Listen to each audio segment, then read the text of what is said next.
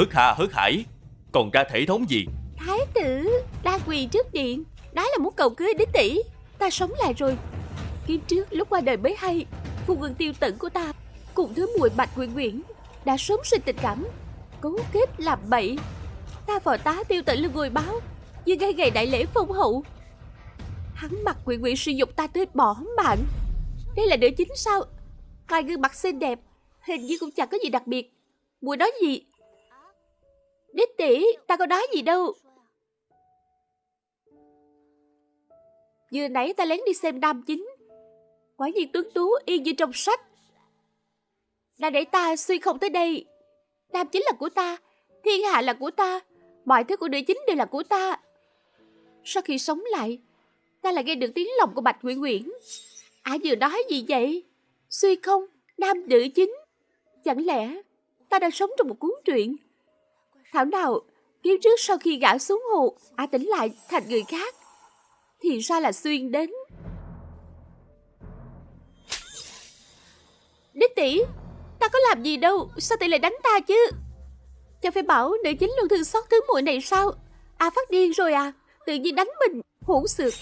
Phượng là thứ nữ, thấy phụ thân, mẫu thân, đích tỷ mà không chào, còn hấp tấp lỗ mãn, còn gì là phép tắc. Ta nghe nói tỷ Lưu thầm thích thái tử, này thái tử tới cầu hôn, ta mừng cho tỷ mà. Quỳ xuống. Sao ta phải quỳ xuống chứ? Mọi người đều bình đẳng mà. Người đâu? Đè cô ta xuống cho ta.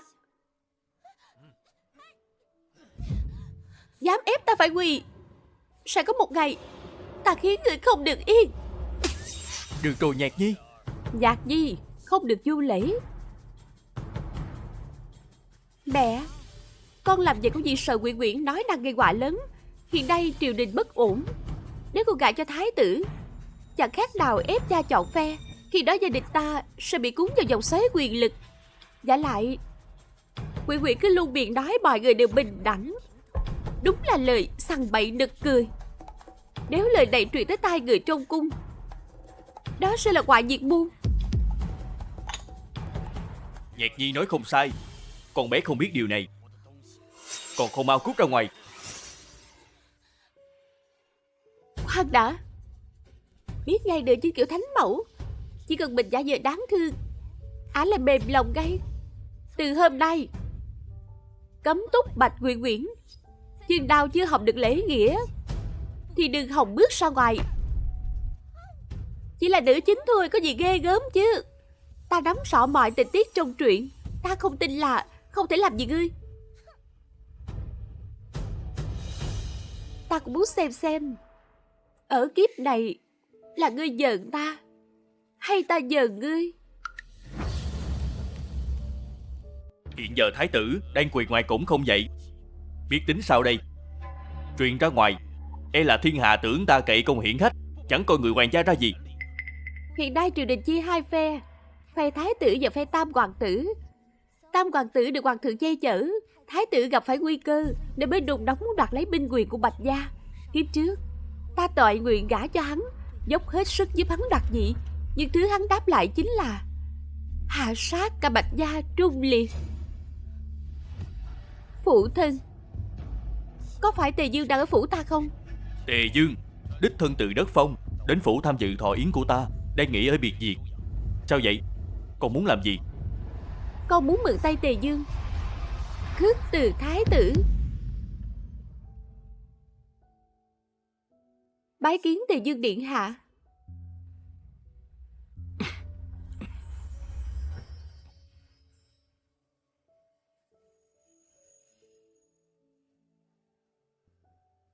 Chẳng hay Bạch tiểu thư, tìm bổn Dương có việc gì cần? Tề Dương Tiêu Diễn là ấu đệ của đương kim thánh thượng, 16 tuổi phong dương, rời xa hoàng cung, từ nhỏ ốm yếu. Kiếp trước sau khi hắn mất, chính tay ta kiểm kê gia sản của hắn. Nào ai ngờ tới Dương gia không quyền không thế, lại giàu sang vậy. Thần nữ muốn xin Dương gia giúp một việc. Ta là một dương gia rảnh rỗi, có thể giúp gì cho Bạch tiểu thư đây? Xin Dương gia tiến cung diện thánh, nhờ hoàng thượng sai người đưa thái tử quay về Đông cung. Thiên hạ đều biết Bạch tiểu thư cùng thái tử là thanh mai trúc mã, tâm đầu ý hợp. Thái tử tới cầu thân, Bạch tiểu thư lại muốn đuổi về sao? Ta biết rõ mình đang làm gì. Nhưng bổn vương tại sao phải vì tiểu thư mà đắc tội thái tử? Thần nữ nguyện lấy thần báo đáp. Dương gia, Tiểu thư, người có biết Dương gia thân thể suy nhược? Ta biết chứ. Chỉ còn sống được 3 năm chứ gì. Vậy đủ rồi. vì sao? Dương gia có tin vào vừa gặp đã yêu không? Không tin. Coi như là quà mừng thọ cha cô vậy. Cái gì? Lý Đao, có thuộc hạ chuẩn bị xe ngựa tiến cung. Dạ. Dương gia vừa đi đường xa, chưa kịp nghỉ ngơi đã lại đi ngay. Ngày ấy chẳng phải luôn tiếc mạng nhất sao? Tiểu thư, đại tiểu thư. Tiểu thư, người muốn từ hôn thái tử thật sao? Dù Tề Dương dung mạo tuyệt đẹp, nhưng chẳng thể ham sắc quên nghĩa. Nô tỳ nghe nói Tề Dương vốn thích nam nhân. Kiếp trước, lúc ta đi kiểm kê tài sản của Tề Dương, thấy trong ngăn bí mật có dấu tranh của ta. Lúc đó ta không bận tâm, cứ ngỡ hắn thích sưu tầm tranh. Huống hồ khi ấy, lòng ta hướng về Tiêu Tẩn. Nô tỳ nghe nói xương cốt Tề Dương rất yếu, chẳng còn sống được bao lâu, mất sớm. Ta càng sớm hưởng gia tài bạc vạn. Lý Thị Vệ, sao người lại ở đây? Các người sao vẫn chưa đi? Dương gia dặn thái tử đã thích quỳ, vậy để hắn quỳ thêm 2 canh giờ nữa cũng được. Người này sao có chút thâm hiểm vậy? Thuộc hạ đi lấy ít đồ cho Dương gia. Thân thể ngày ấy yếu ớt, không chịu nổi vất vả.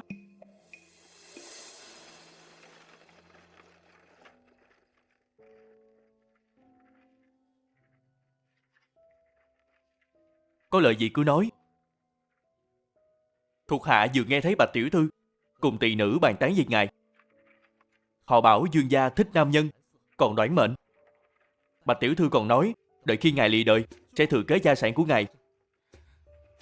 Dương gia, ngài không giận sao? Lát nữa báo với Châu Cẩm Thành, tiệm ở đầu ngõ phía tây, thu của hắn 1.000 lượng tiền thuê, không được thiếu một xu. Nhưng ngài đã hứa với thế tử là 800 lượng mà. Chẳng phải để dành tiền cưới vợ sao? Dương gia không cần nữ nhân mà.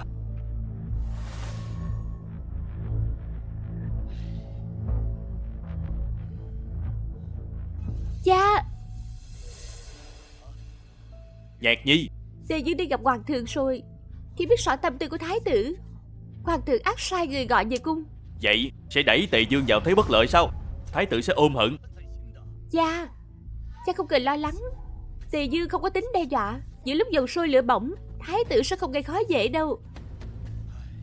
Ngẫm lại cũng đúng. Chỉ là cha từng nghĩ tới chưa? Chúng ta khước từ thái tử lần này, lần sau thì sao? Thái tử lòng dạ rất sâu, hắn sẽ tìm cách ép cha phải gả con cho hắn. Việc này biết làm thế nào? Rất đơn giản, chỉ cần trước lúc đó cha sớm gả con cho một người khác là có thể cắt đứt tính toán của hắn. Nhạc Nhi, hôn nhân không phải trò đùa. 3 ngày sau, trong thời ý của cha hãy công bố trước mọi người hôn ước của con và Tề Dương. Thật là hồ đồ. Nhạc Nhi, Tề Dương là hũ thuốc di động, con gái cho gã ấy là muốn thủ tiết sớm sao? Cha mẹ nghe con nói. Với tình hình triều chính hiện nay, nếu cha còn muốn cuốn vào vòng tranh đấu thì phải tỏ thái độ trước. Mà Tề Dương là vị Dương gia duy nhất không có thế lực, cũng chẳng tranh vị. Hoàng thượng sẽ hiểu cho nỗi khổ tâm của cha. Vậy chẳng phải làm hại Tề Dương sao? Sao có thể gọi là hại gã ấy chứ?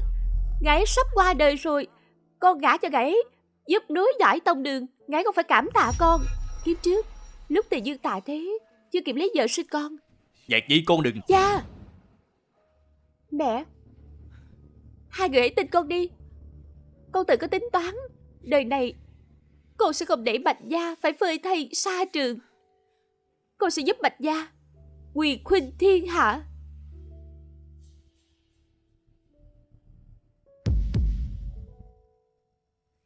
Mẫu thân. Đích tỷ, ai cho phép muội ra đây? Ta học xong quy củ rồi. Mấy ngày tới là thọ yến của cha, ta muốn cùng mẫu thân đi dự. Muội bảo học xong là xong chắc. Để ta pha trà cho tỷ và mẫu thân.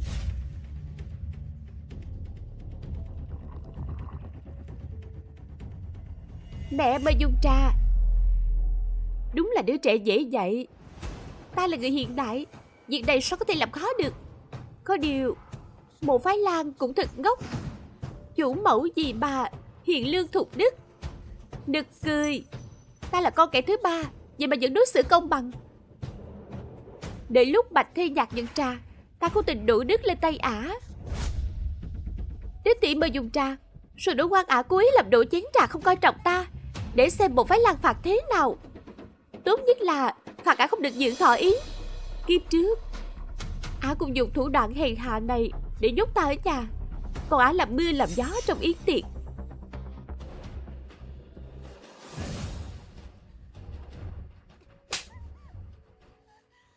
Chén trà cầm cũng không vững, muốn ta bị bỏng sao? Không phải, rõ ràng để tỷ tự. Cái hạng như muội cũng đòi dự yến tiệc của cha. Kẻ thức thời là Trang Tuấn Kiệt. Đích tỷ, muội cầu xin tỷ đó, mấy ngày nữa là thọ yến của cha, tỷ để muội đi cùng đi. Nhạc Nhi à, bỏ qua đi. Thọ yến của cha con, gia đình phải náo nhiệt mới vui. Vậy cũng phải để Bạch Nguyện Nguyện chịu giáo huấn. Ra cửa quỳ phòng 1 canh giờ cho ta.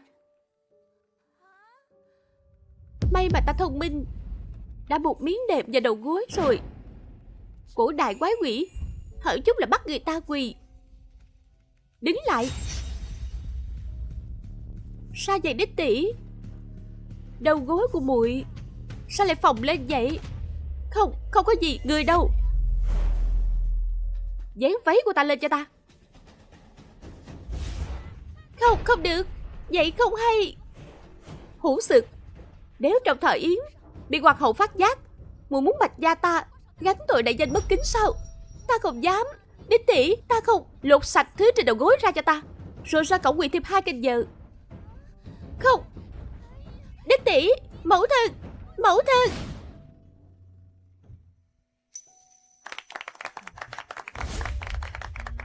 Đây là hoàng hậu trong truyền thuyết sao?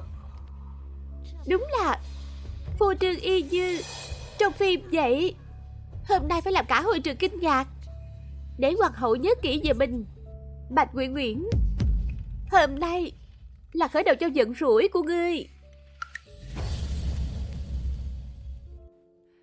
Nhạc Nhi, ta nghe danh con cầm nghệ tinh thông.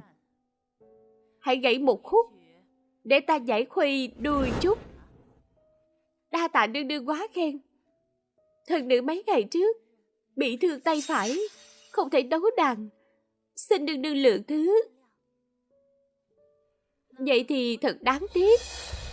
Tuy nhiên, thần nữ nghe nói cầm nghệ của Giao quận chúa mới từng là thiên hạ đệ nhất.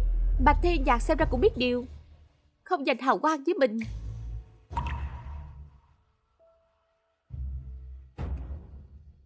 Di mẫu, Giao Nhi nguyện vì Di mẫu tấu một khúc nhạc.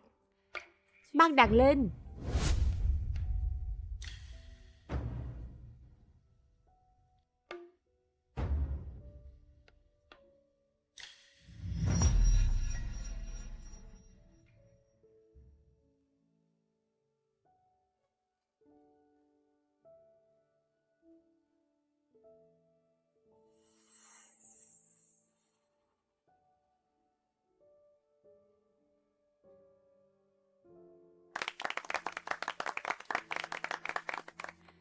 Tốt, rất tốt.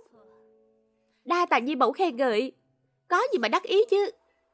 Chỉ là nữ phụ lót đường, cuối cùng kết cục vẫn thảm hại. Nhưng mà trái lại có thể lợi dụng từng dân giao để cùng đối phó nữ chính. Cẩm thành đàn sáo gian ngày dài, nửa theo gió sông nửa dần mây.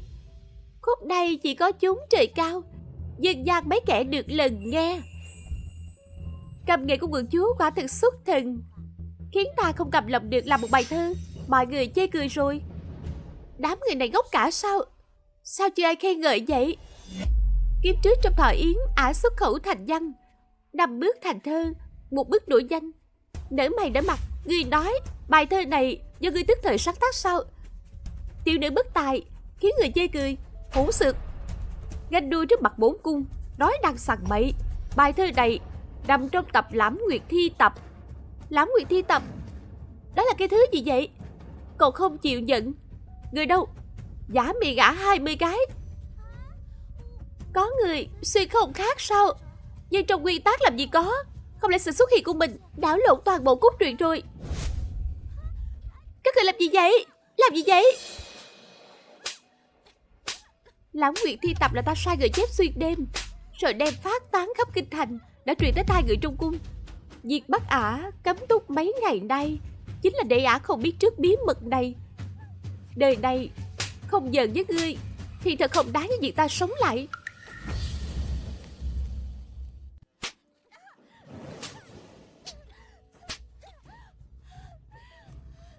Khởi bẩm đương đương đã giả miệng xong, lui ra đi.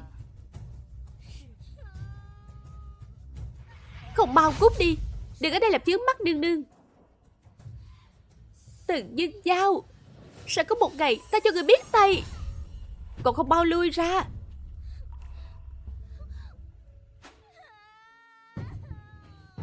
Hoàng hậu đương đương, tiểu nữ vô tri, mong đương đương thứ tội.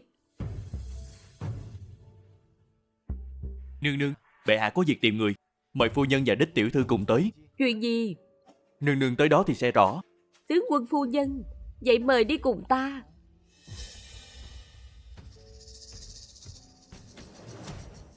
Hoàng thượng, hoàng hậu và mọi người đã tới. Được.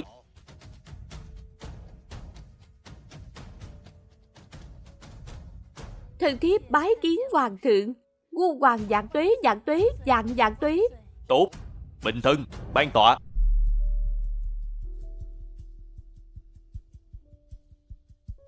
Bệ hạ gọi thần thiếp tới đây là có việc gì sao?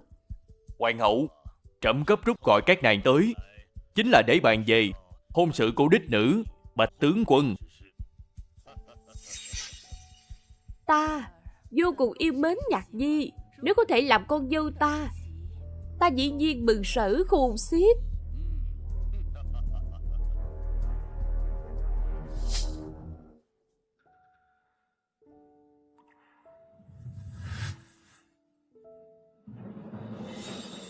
Buông tay ra.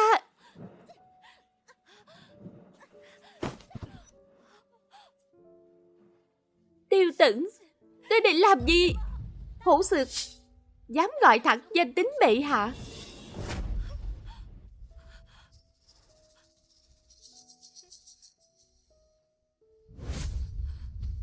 Bạch Thê Nhạc, đã thấy hoàng hậu thật sự rồi, sao còn chưa dập đầu đi?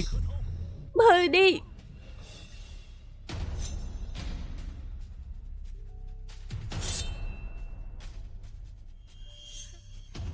Tửng ca ca, dẫu sao cũng hết giá trị rồi, chi bằng sớm ra tay đi, đừng để ảnh hưởng đến đêm đồng phòng của hai ta.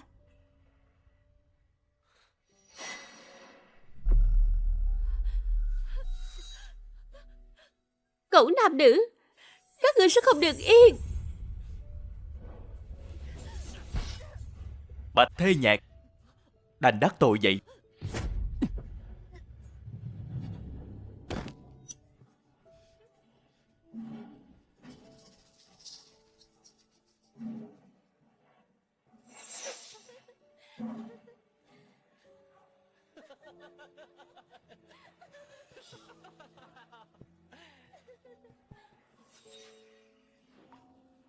Không biết ý Bạch tướng quân như thế nào?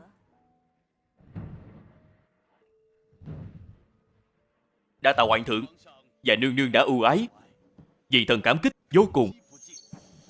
Thái tử điện hạ vốn là bậc anh tài, là trồng phượng, tiểu nữ được gả cho thái tử là phúc nhận của Bạch phủ ta. Chỉ là vì thần đã sớm hứa gả tiểu nữ cho Tề Dương điện hạ. Cái gì? Chỉ là vì thần đã sớm hứa cả tiểu nữ cho Tề Dương điện hạ. Cái gì? Hỗn xược! Ngồi xuống. Nhi thần thất lễ rồi. Ý của Bạch tướng quân là lệnh thiên kim có hôn tước với Tề Dương từ trước. Năm xưa trong trận chiến biên cương, Di thần từng trúng độc tiễn. Nhờ Tề Dương điện hạ sai người vạn dặm đưa thuốc giải mời giúp Di thần vượt qua đại nạn. Di thần không có gì đáp báo, vì vậy đã hứa cả tiểu nữ cho Tề Dương điện hạ. Tề Dương điện hạ lần này tới phủ Di thần cũng chính vì chuyện đại sự này.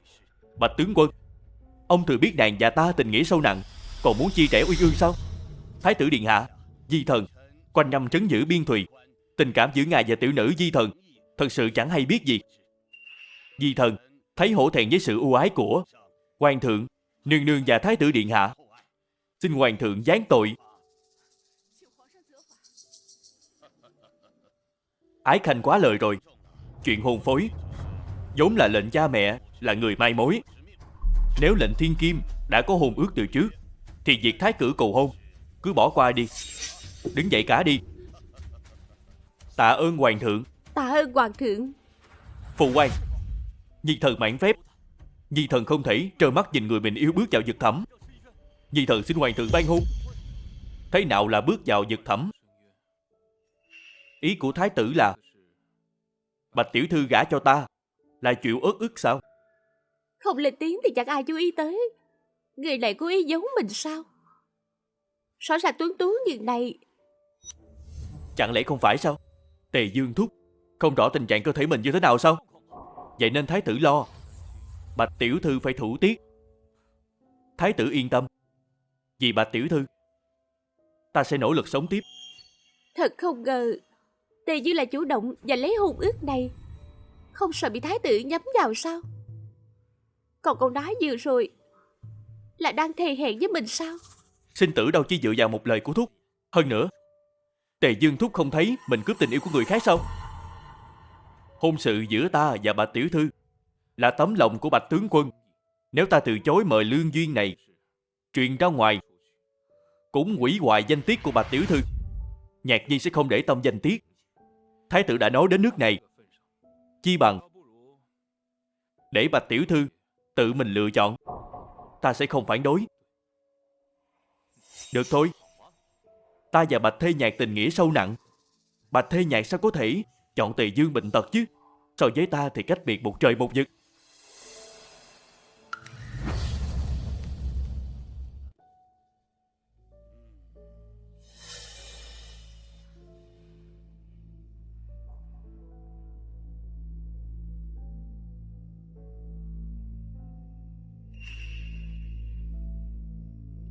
Thần nữ chọn Tề Dương điện hạ. Cái gì? Nhạc nhi, Tề Dương có ơn cứu mạng cha ta, tiểu nữ nguyện lấy thần báo đáp để đền ơn Tề Dương. vậy thái tử còn lời gì để nói nữa không? Nhi thần không còn gì để nói. Được. Vậy hôm nay trẫm sẽ ban hôn cho Tề Dương và Bạch Thê Nhạc. Chọn ngày lành, giao lễ bộ lo liệu. Tạ ơn Tạ hoàng ơn huynh. hoàng thượng. Bình thân.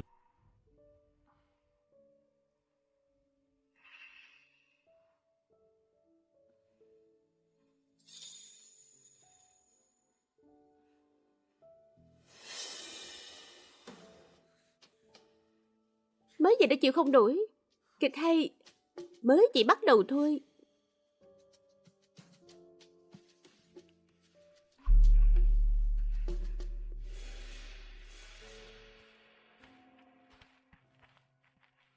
Nhạc nhi, Tử ca ca,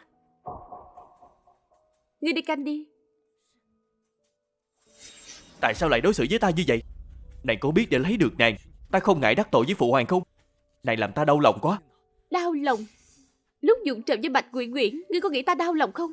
Lúc chặn do dự lấy mạng ta, ngươi có từng đau lòng không? Hú hù, mục đích lớn nhất của ngươi là đoạt lấy binh quyền của Bạch gia. Tử ca ca, muội cũng không muốn, là hoàng thượng ép muội. Phụ hoàng, Kể từ lần trước, chuyện huynh đến phủ tướng quân cầu thân, bị hoàng thượng phát giác, ngài bí mật triệu kiến cha muội, không cho gả muội cho huynh. Hoàng thượng thiên vị tam hoàng tử, sao không để thế lực hắn quá lớn, nên Tiêu Tự sẽ tin cái cớ này. Thậm chí hắn cũng chẳng có cái gan đi đối chất với hoàng thượng. Tự ca ca, muội nghe nói Từ Dương là kẻ đoản mệnh, đợi đến khi hắn qua đời, muội sẽ quay về bên huynh. Lúc đó Tự ca ca đừng có ghét bỏ muội. Chỉ cần trong lòng Nhạc Di có ta, binh quyền Bạch gia sẽ nằm trong tay ta. Ngốc ạ, tại sao có thể bỏ rơi nàng chứ? Nàng yên tâm, vị thái tử phi sẽ mãi giữ cho nàng. Tự ca ca, đây là hậu viện, không để ở lại quá lâu, huynh đi trước đi.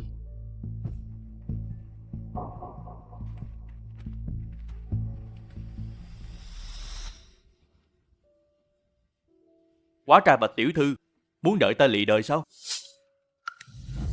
Hóa ra Bạch tiểu thư muốn đợi ta lì đời sao? Sao ngài lại ở đây? Xin lỗi, bắt gặp Bạch tiểu thư vụng trộm rồi. Là đang trộm phải không? Không phải. Nếu ta nói với ngài, ta và thái tử chỉ đang diễn kịch, ngài tin không? Vậy Bạch tiểu thư cũng đang diễn kịch với bổn vương sao? Bổn vương chẳng dễ trêu đâu.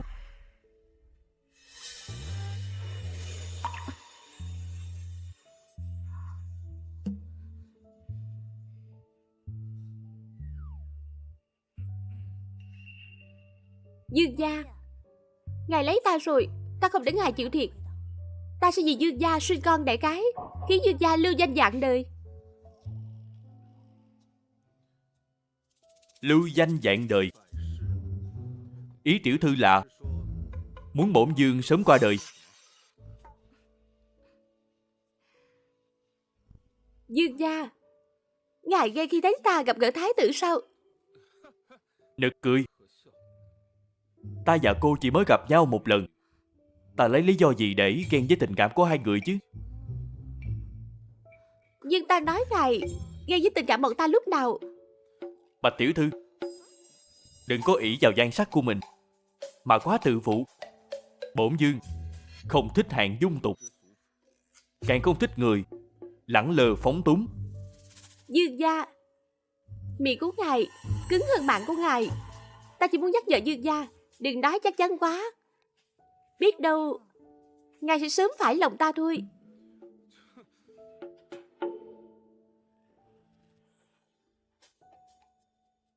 Tiểu thư, Dương gia vốn đã một chân bước vào quan tài rồi, còn dám coi thường người, có điểm nào so được với thái tử? Ngài hơn thái tử, ở chỗ mất sớm. Vậy cũng là ưu điểm sao? Ngài tuấn tú hơn thái tử. Đẹp mã quan trọng vậy sao? Quan trọng với con cái của ta sau này, rất quan trọng.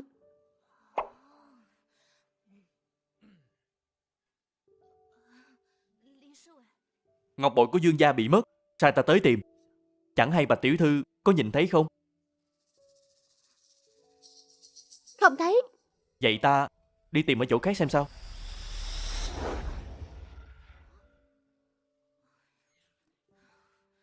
Người này cứ như bóng ma vậy. Bên cạnh Tề Dương sao lại có cao thủ cỡ này?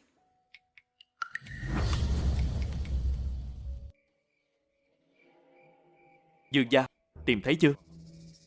Rơi ở sau núi rồi. Bạch Thê Nhạc lại nói xấu gì sau lưng ta đó. Bạch tiểu thư nói ưu điểm của Dương gia là sớm quy tiên, công dụng của ngài là sinh con đẹp đẽ. Bạch tiểu thư thật biết tận dụng đồ. Dương gia, sao ngài lại đồng ý lấy Bạch tiểu thư?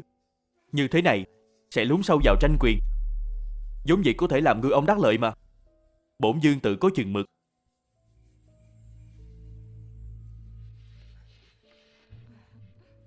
Sau khi hoàng thượng ban hôn, chẳng phải đã ban cho Tề Dương một tòa phủ đệ sao?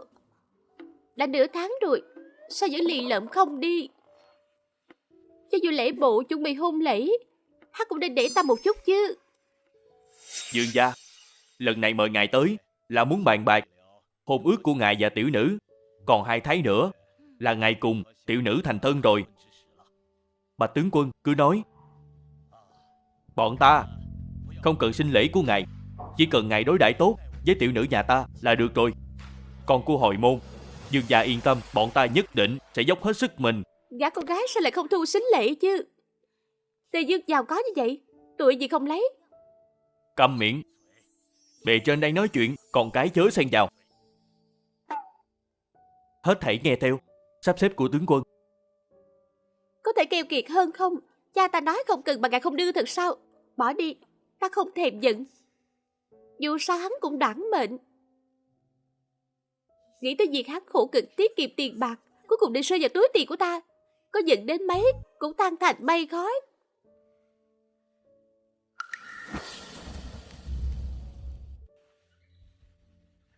Dương gia đến khi nào rời phủ tướng quân? Bạch tiểu thư còn chưa chính thức qua cửa, đã bắt đầu ruồng rẫy rồi.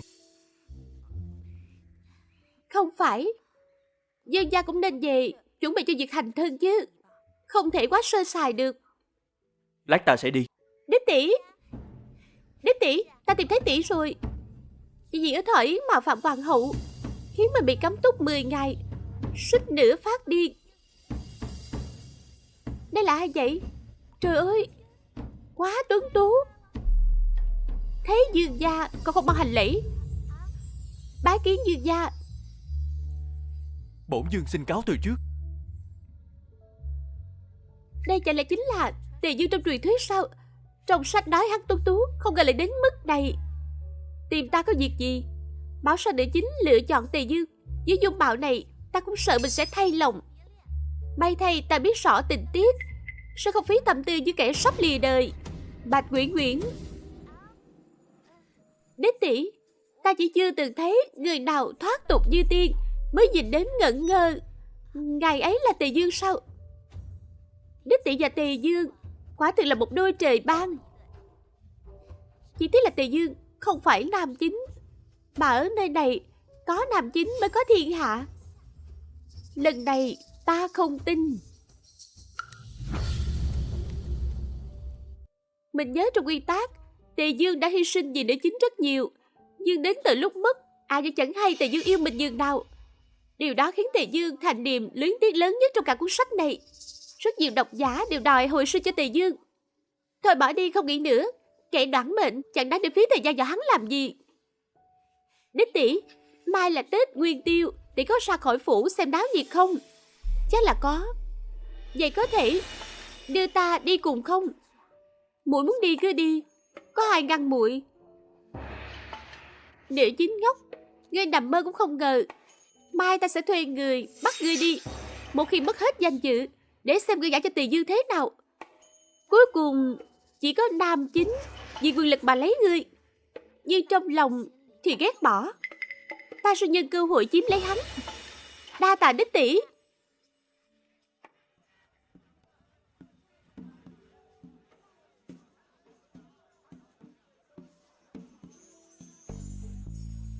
Nhạc Nhi, Nhạc Nhi.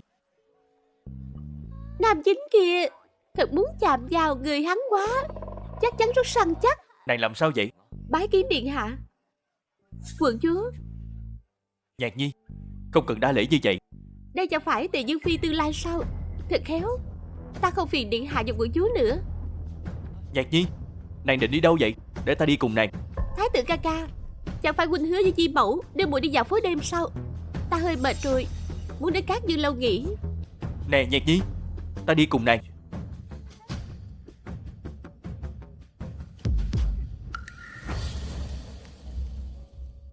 Chúc mừng vị khách bàn này đấu giá được bức họa với mức giá 50 lượng.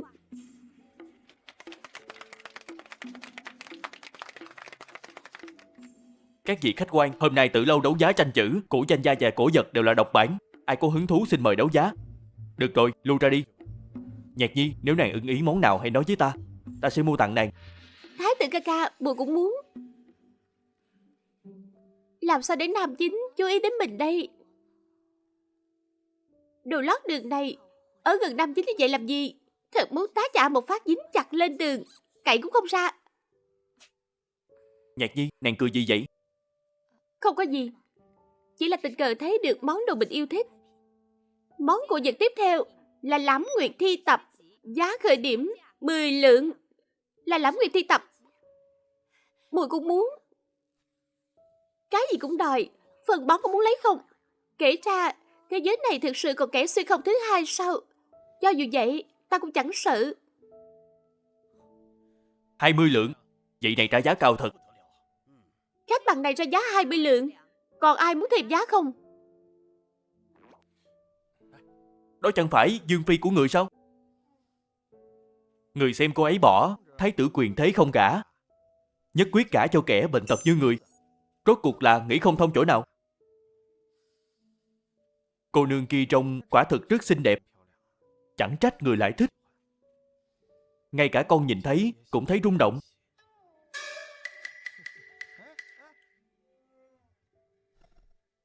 Khách bằng này ra giá 20 lượng. Có ai muốn thêm giá không? Nhạc Nhi, nàng nhìn gì vậy? Không có gì. Một kẻ đoản mệnh mà thôi. 50 lượng. Vị khách này trả 50 lượng. Còn ai không? 60 lượng. 60 lượng. Còn ai muốn thêm không? Thái tử ca ca, muội muốn. 100 lượng. 100 lượng. Vị khách bàn này ra giá 100 lượng. Còn ai muốn tăng giá không? Thái tử đúng là khờ khạo mà lắm tiền. 200 lượng. 200 lượng. Vị khách trên lầu ra giá 200 lượng. Các vị đang ngồi đây có ai muốn thêm không? Thái tử ca ca. 210 lượng. 300 lượng. Người không phải là hạng dắt cổ chạy ra nước sao? Điện hạ, có cần lên lầu không? Không được. Điện hạ dùng thân phận để làm việc riêng. Nếu bị kẻ khác nắm thớp, người lại sẽ bị đàm tiếu. 350 lượng. 400 lượng. Thái tử điện hạ, dùng quay hà liên tiếp gặp nạn đói, quốc khố vì cứu trợ dân nghèo đã phải thắt lưng buộc bụng. Điện hạ phung phí như vậy, e là khiến dân chúng bất mãn. Ở đây có chỗ cho ngươi lên tiếng sao? Chưa thấy lần trước đủ xấu mặt hả? Lại gan như bàn luận chính sự. Thái tử ca ca, đây là kẻ lần trước Di Mẫu nói là đứa con sơi Bạch Gia nực cười đó. Hỗn xược.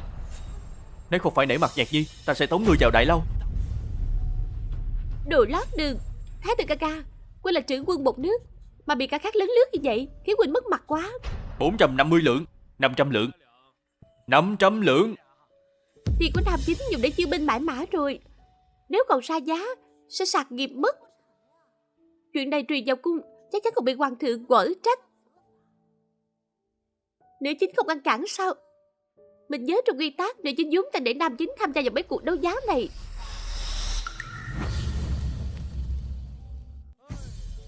Thế đã bỏ cuộc rồi sao? Thiệt đáng tiếc. Tiểu tử, thế này đi. Ngươi giới thiệu cô nương kia cho bổn thiếu gia. Bổn thiếu gia sẽ giúp nhà ngươi ra giá. Ta đây vốn giàu nhất kinh thành. Chẳng có gì, chỉ được cái lắm tiền hỗn xược. Lùi ra. 600 lượng. 600 lượng. Vị khách bằng này ra giá 600 lượng. Các vị ngồi đây có ai muốn thêm giá không? Sao vậy? Tề Dương thúc, nếu người mang theo không đủ tiền, cứ việc nói với con có thể giúp người góp thêm. Đừng bực mình nữa. Ta đâu khờ khạo mà thừa tiền. Vậy lúc nãy người quả thực là đúng là con hồ ly già độ lốt trẻ. Chúng ta chúc mừng vị khách bàn này có được Lãm Nguyệt thi tập với mức giá 600 lượng.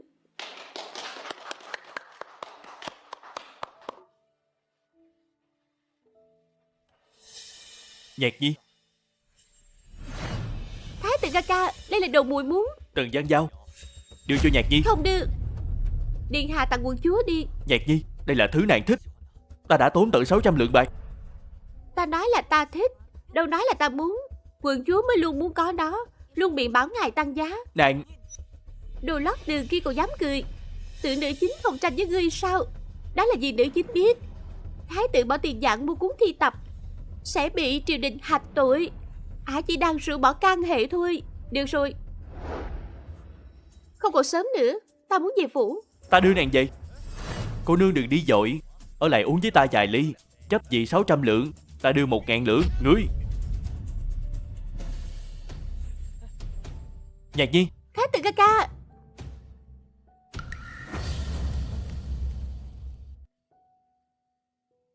Nhạc Nhi, Nhạc Nhi, lúc này ở Tử Lâu không tiện ra tay. Sau này ta sẽ cho nàng một lời giải thích.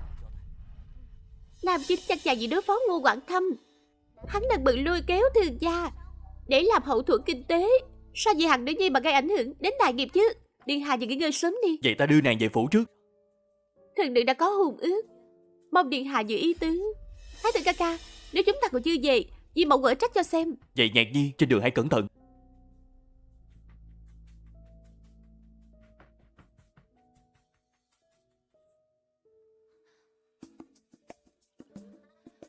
Sao nào? Dọa Bạch tiểu thư sợ rồi. Ngài nói xem. Không làm việc khuất tất, sợ gì quỷ gõ cửa. Bạch tiểu thư đã làm điều trái lương tâm sao? Sao thất đức bằng ngài? Tự dưng khiến thái tử tổn thất mấy trăm lượng bạc. Ngài đang giận sao? Là vì ta gặp mặt thái tử hả? Bạch tiểu thư giờ muốn hủy hôn, vẫn còn kịp đó. Tên đoản mệnh này đúng là mạnh miệng. Nếu chính mà quỷ hôn thật thì ngươi chỉ có nước trùm chăn mà khóc. Xỏ sạch đêm nào cũng gặp bức họa của nữ chính để tự an ủi. Trên mặt bổn dương có gì sao? Nữ chính mà gọi hắn là phu quân thì đừng nói hết giận, hắn còn dâng cả mạng. Phu quân, đừng giận nữa mà. Ta lại bị tiếng lòng của Bạch Nguyễn Nguyễn dụ làm sai rồi. Tiêu Dĩ có thực sự nghĩ ta là nữ nhân lẳng lơ không? Chắc chắn sẽ bị cười nhạo cho xem.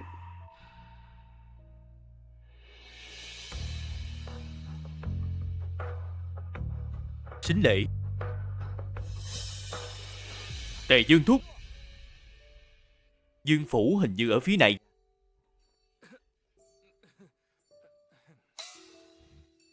Đèn phía này trông đẹp hơn ở phía kia. Thúc ấy thẹn thùng. Nữ chính chắc chắn không biết miếng ngọc trong cái dãy tầm thường này là giá trị ngang đất nước. Ai chỉ cần đưa miếng ngọc ra thì mọi sản nghiệp của kẻ đoản mệnh đều có thể tùy ý điều động, chẳng khác nào giao toàn bộ gia sản vào tay nữ chính. Quả thật là phát tài. Phải tìm cách lừa miếng ngọc đó mới được. Chọn ngày không bằng gặp ngày, đêm nay luôn. Tỷ tỷ, nghe nói phía trước có miếu cầu duyên linh lắm, ta muốn đến bái lạy. Tỷ tỷ có thể đi cùng ta không? Được. Đừng trách ta độc ác, hãy trách tại sao ngươi lại là nữ chính. Đây là miếu cầu duyên rất nổi tiếng mà, sao chẳng thấy ai vậy? Tiểu thư, đây là cái chỗ gì vậy? Chúng ta mau về thôi. Đi thôi. Đi đâu vậy mấy tiểu nương tử? Ngươi là ai? Phải rồi, vui vẻ với tụi này một chút đi. Các người muốn làm gì? Đừng qua đây. Tiểu thư chạy đi. Chạy.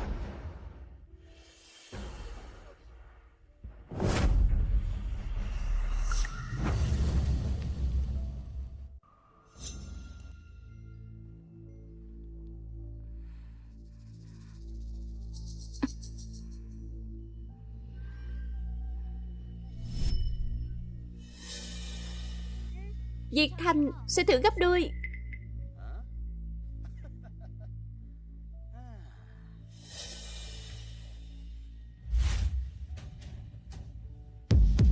Ta trả các người gấp đôi.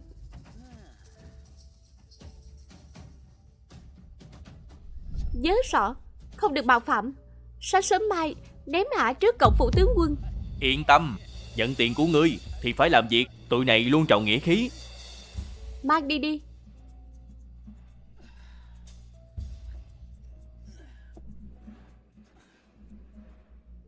Tiểu thư, thứ tiểu thư làm như vậy, sao người còn bao che cho ả?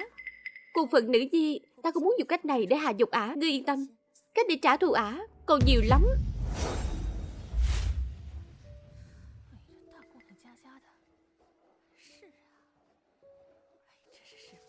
Bạch Uyển Uyển, tối hôm qua con đã đi đâu? Con Đế tỷ, Uyển Uyển, tối qua mày bảo ta cùng đi đến miếu cầu duyên bái lạy, mà quên rồi sao? Nhưng không phải chúng ta đi cùng nhau sao? Bạch Thi Nhạc, là tỷ sai Sơn Tặc bắt ta đi. Quá ra là bị Sơn Tặc bắt đi rồi. Trách gì lại nằm đây trong tình trạng sột sệt. Suốt một đêm dài, e là chẳng còn trong sạch. Sao lại tạo nghiệt như vậy? Các người im miệng.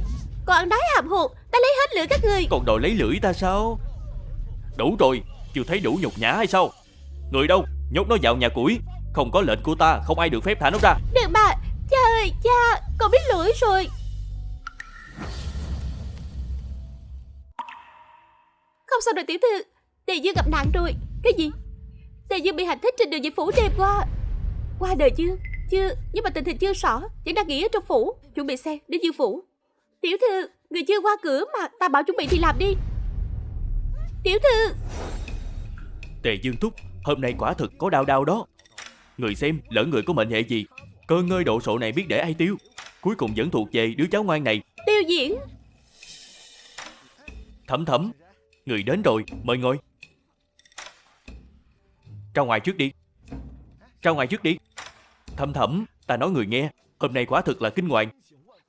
Ngày giây phút ngàn cân treo sợi tóc, ta đã liều mạng bảo vệ Tề Dương thúc, chỉ để thúc ấy chịu một chút thương tích ngoài da. Con cũng ra đi. Nói sớm đi, bảo hai bọn con cùng ra chẳng xong rồi sao? Kiếp trước, sau khi Tiêu Diễn mất, Châu Cẩm Thành đầu quân cho Tiêu Tửng. Chẳng ai ngờ tới vị thế tử bất tài vô dụng hiện giờ, sau này lại là cánh tay đắc lực của Tiêu Tửng. Ngài không sao chứ, bị thương ở đâu rồi? Là vết thương nhẹ thôi. Sao vậy, thất vọng rồi? Bổn dư vẫn sống. Ngài mất rồi, ai sinh quý tử cùng ta chứ? Là thái tử làm, đúng không? Hắn không muốn ta gả cho ngài để phái người hành thích. Nàng cảm động sao? Cảm động cái gì?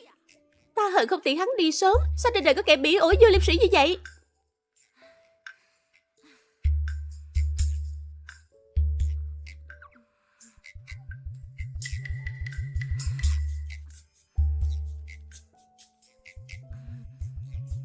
Ý là bây giờ ta không hề thích hắn, chỉ có ngài thôi.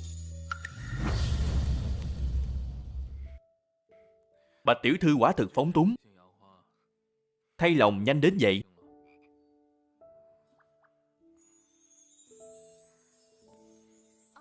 Ngài bao vào cung đi, đến chỗ Thái Hoàng Thái Hậu. Ít nhất ở lại trong cung, Thái tử không dám làm gì ngài. Đợi khi chúng ta thành thân hay về.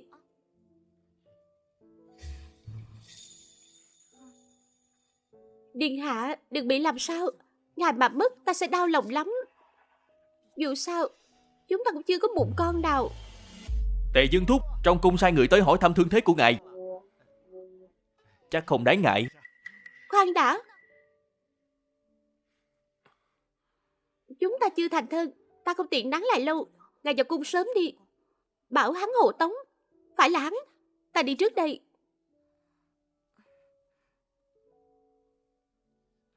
Thẩm Thẩm đi thông thả.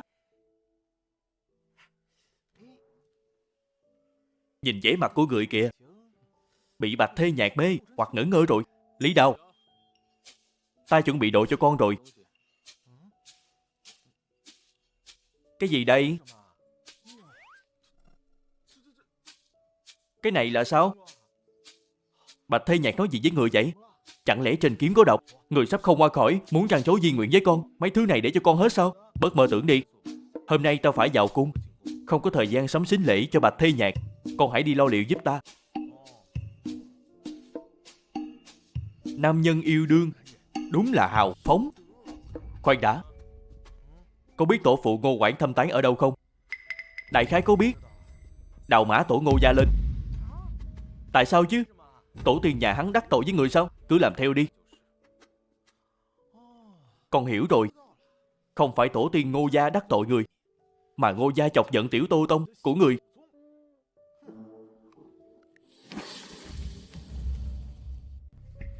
Chuyện này là sao? Có việc gì vậy? Có việc gì thế? Nghe nói Ngô gia đắc tội thái tử, cho nên đã bị tịch thu gia sản. Ngô gia đã làm biết bao chuyện thất đức hại người. Ngô lão gia ép gái nhà lành làm kỹ nữ. Thái tử đang đòi lại công bằng cho dân.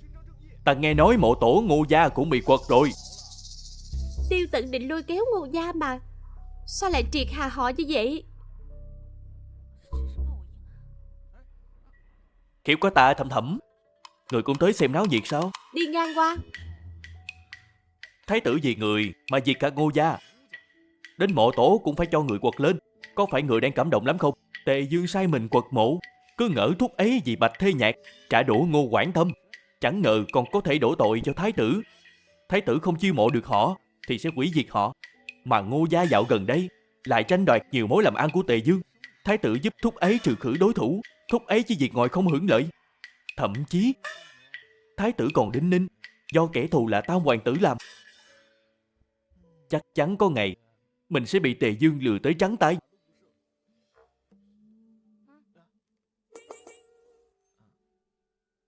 Mộ tổ Ngô gia là ngươi quật đúng không? Chắc chắn là Tề Dương sai ngươi làm. Sao có thể chứ? Không có, tuyệt đối không có. Ngoài ngày ấy, chẳng ai thất đức đến vậy đâu. Giờ thì ta đã hiểu vì sao thúc ấy lại thích người như vậy. Hai người đúng là trời sinh một cặp.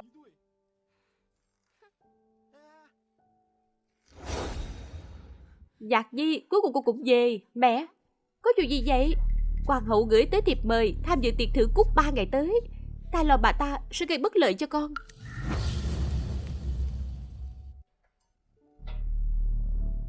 Hay là mình tìm cớ thoái thác không đi? Mẹ, yên tâm, con không sao. Con không biết đâu, lần này hoàng hậu nương nương. Mẹ,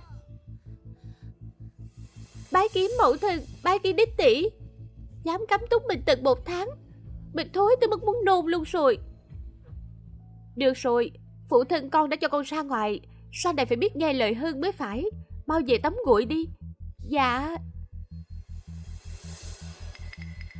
Đây là thiệp mời cung đình sao? Phải tìm cách thay nữ chính tiến cung mới được.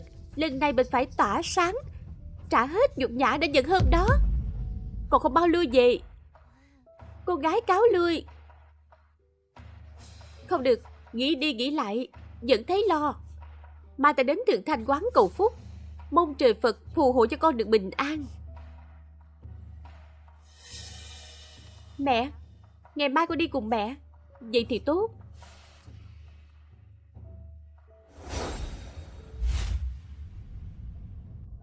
Người cô đại đúng là buồn cười. Hở chút là cầu Bồ Tát phù hộ, mang theo mấy đồng bạc lẻ mà ước nguyện cả một gia tài. Ta mà là Bồ Tát hiển linh chắc phải giả cho mấy bạc tai. Nếu không gì để thay nữ chính tiến cung, ta chẳng dạy gì treo đèo lội suối chịu khổ. Lát nữa ta sẽ đẩy nữ chính xuống hồ sen bên ngoài kia. Trời lạnh thế này, ta không tin không cảm lạnh nằm liệt giường.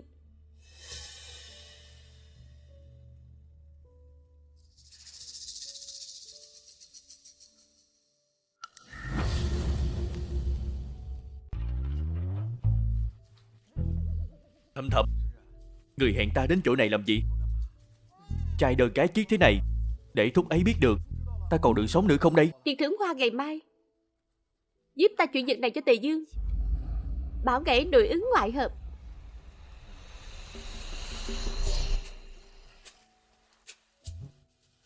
Người thật sự không coi ta là người ngoài ta? Không sợ ta phản bội người sao? Ngươi sẽ không. Kiếp trước lúc đi kiểm kê tài sản, Châu Cận Thành quỳ trước quan tài tiêu diễn khóc lóc thảm thiết, suýt nữa ta còn tưởng hai người họ là một cặp đó. Chẳng rõ vì lẽ gì, sau cùng hắn lại đi theo Tiêu Tận, chớp mắt nữa chính biến mất rồi. Đi đâu rồi? Được rồi, ngươi mau đi đi. Được. Quay lại. Đi bên kia. Được, hẹn gặp lại.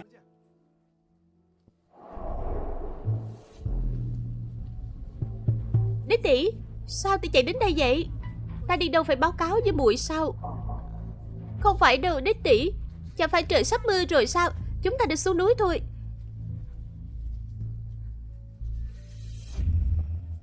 Lần trước bọn sơn tặc chắc chắn là nhận nhầm ta với nữ chính.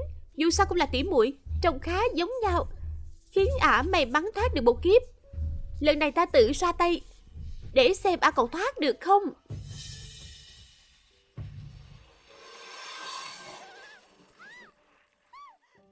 Đích tỷ cứu muội. Hay là muội tự đứng lên đi, đích tỷ. Đích tỷ kéo muội một cái đi. Chỉ cần ả chìa tay ra, ta dùng hết sức kéo ả xuống nước.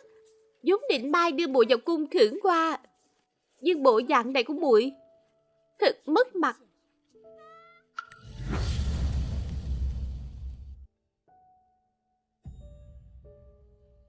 Nhạc Nhi, tay con hôm nay đỡ hơn chưa? Tạ ơn nương nương quan tâm. Thương tích trên tay Nhạc Nhi thuyên giảm nhiều, vậy bổn cung có thể nghe con gãy khúc đàn chăng? Được gãy đàn cho nương nương là vinh hạnh của thần nữ. Mang đàn lên.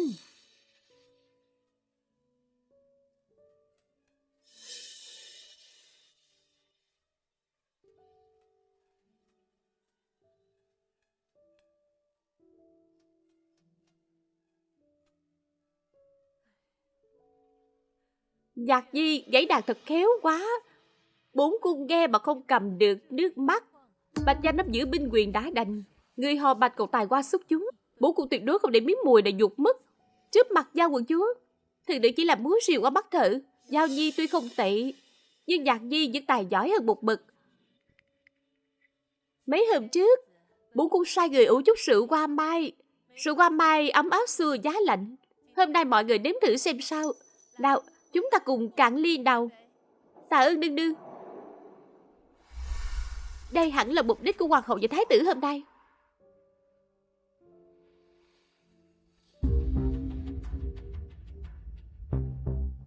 Hôm qua Tề Dương đột nhiên nhắn với ta, bảo rằng hôm nay cô muốn gặp riêng ta. Ta muốn cùng cô hợp tác. Hợp tác? Giữa hai ta có gì hợp tác? Quận chúa có thể nắng lại, chứng tỏ cô vẫn còn chút mong đợi ở ta. Cô muốn gả cho thái tử không? Quận chúa vốn là người thông tuệ, hắn nhìn ra được hoàng hậu luôn muốn gả ta cho thái tử. Trong ly rượu ta vừa uống khi nãy có chứa mê hương. Nếu không có gì khác, hôm nay ta sẽ bị đưa lên giường của thái tử. Tại sao ta phải tin cô? Cô ở cạnh hoàng hậu bấy lâu, hẳn rõ hơn ai hết con người hoàng hậu và thái tử. Đừng tưởng hoàng hậu và thái tử thực sự ưng cô, chẳng qua là vì binh quyền Bạch gia mà thôi. Quận chúa hà tất tự lừa mình dối người. Nhưng tối nay cô có thể đi thay ta.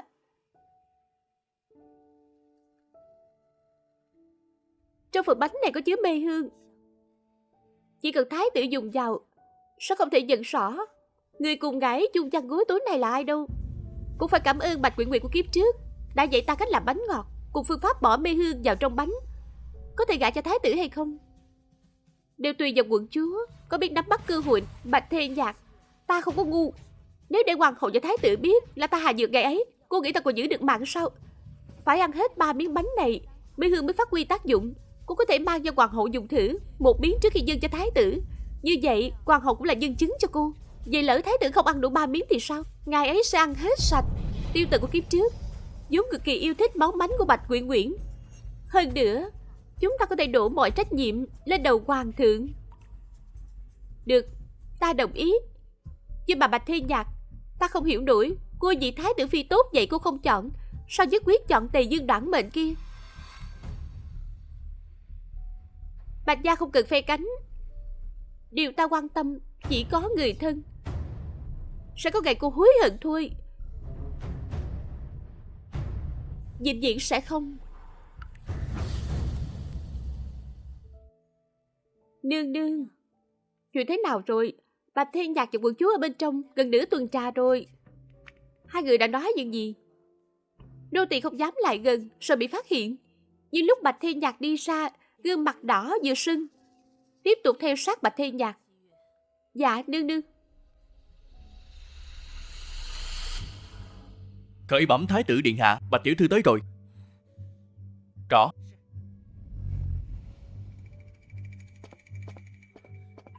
Nhạc Nhi, giữ tay và nàng không cần đa lễ. Không sao điện hạ gọi thần nữ đến đây là có việc gì? Nhạc Nhi, ta nhớ nàng rồi. Điện hạ, thần nữ đã có hôn ước với Tề Dương. Nhạc Nhi, nàng thật sự đành lòng từ bỏ ta sao? Nhạc Nhi, ta chẳng nỡ xa nàng. Điện hạ, ngài làm sao vậy? Có phải trong người thấy không khỏe không? Có cần truyền thái y không? Ta không sao. Nhạc Nhi, nàng không cảm thấy cơ thể có chỗ nào khó chịu sao? Thì đúng thời gian mê hương phát tán, lúc này ta nên có phản ứng mới phải.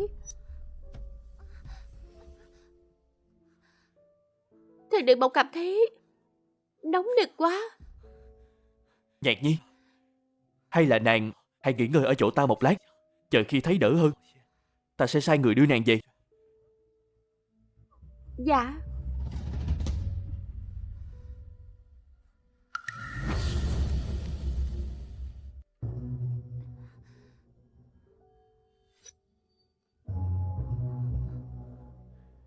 Nhạc Nhi, Đừng mà. Nhạc Nhi, Nhạc Nhi, Nhạc Nhi, Nhạc Nhi.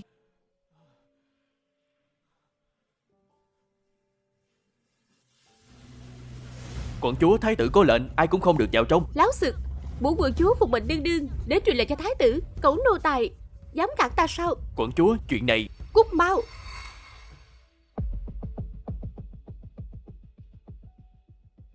Nhiều nhất trong vòng một nén nhang, thái tử sẽ tỉnh lại, bản năng thú tính sẽ trỗi dậy.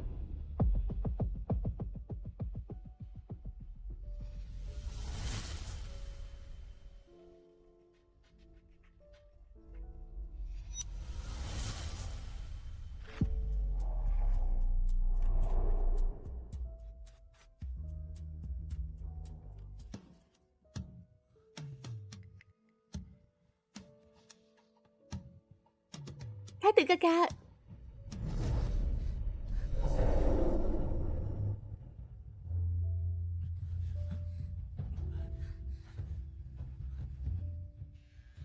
Cung tiễn quận chúa.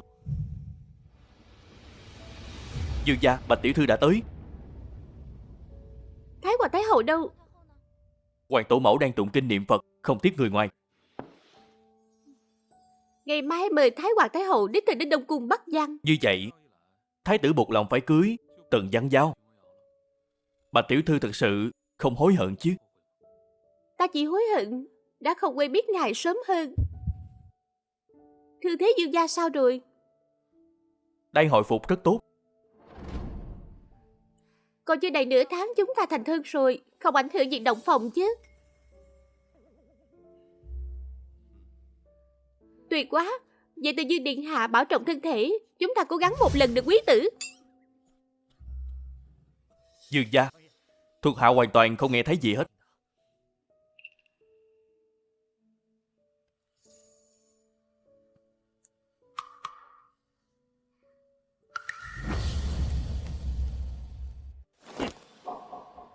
Một người đang yên đang lành, sao có thể mất tích ngay trong cung thế này? Bệ hạ, trong tiệc thưởng cúc hôm qua, Di Thần cảm thấy không khỏe nên đã đi trước. Nhưng nghĩ các quý nữ hiếm khi vào cung một lần, lại đúng dịp hoa cúc đang nở rộ, thiếp mới đặt cách cho bọn họ được ở lại cung thêm một lúc. Nhưng mà thần thiếp thực sự không rõ vì sao Bạch Thê Nhạc không về nhà suốt đêm qua. Hoàng hậu, Bạch Thê Nhạc mất tích ngay tại buổi tiệc của ngươi sao? Ngươi phải cho mộ thị một lời giải thích, cũng cho Tề Dương một câu trả lời thỏa đáng. Khởi bẩm hoàng thượng, vừa mới nghe ngóng được, hôm qua có người thấy Bạch tiểu thư vào Đông Cung, bãi giá Đông Cung. Hoàng thượng giá lâm. Đứng lại. Thái tử đâu? Điện hạ, điện hạ, nói đi. Điện hạ, còn đang say giấc. Lão sự, đã là giờ nào rồi mà còn nằm ngủ? Đúng thật là vô phép tắc. Thái tử, thái tử. Phù quan.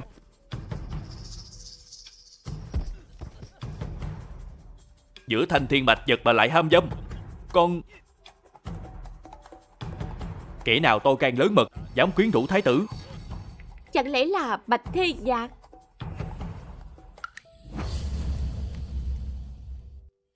Phụ hoàng, đều là lỗi của nhi thần. Mong phụ hoàng đừng trách phạt Bạch Thê Nhạc. Xin phụ hoàng phạt nhi thần. Lão sự, phụ hoàng, nhi thần và Bạch Thê Nhạc thanh mai trúc mã, nếu không tại phụ hoàng, Bạch tướng quân sẽ kết duyên bậy. Nhi thần và Nhạc Nhi đã không phải chia lìa. Nhi thần nguyện chấp nhận mọi hình phạt, mong phụ hoàng hãy tán thành.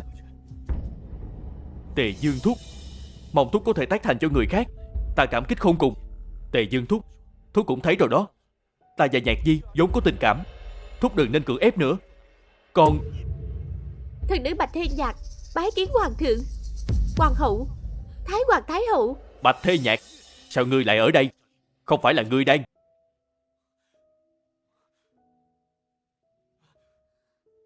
Sao ngươi lại ở chỗ này?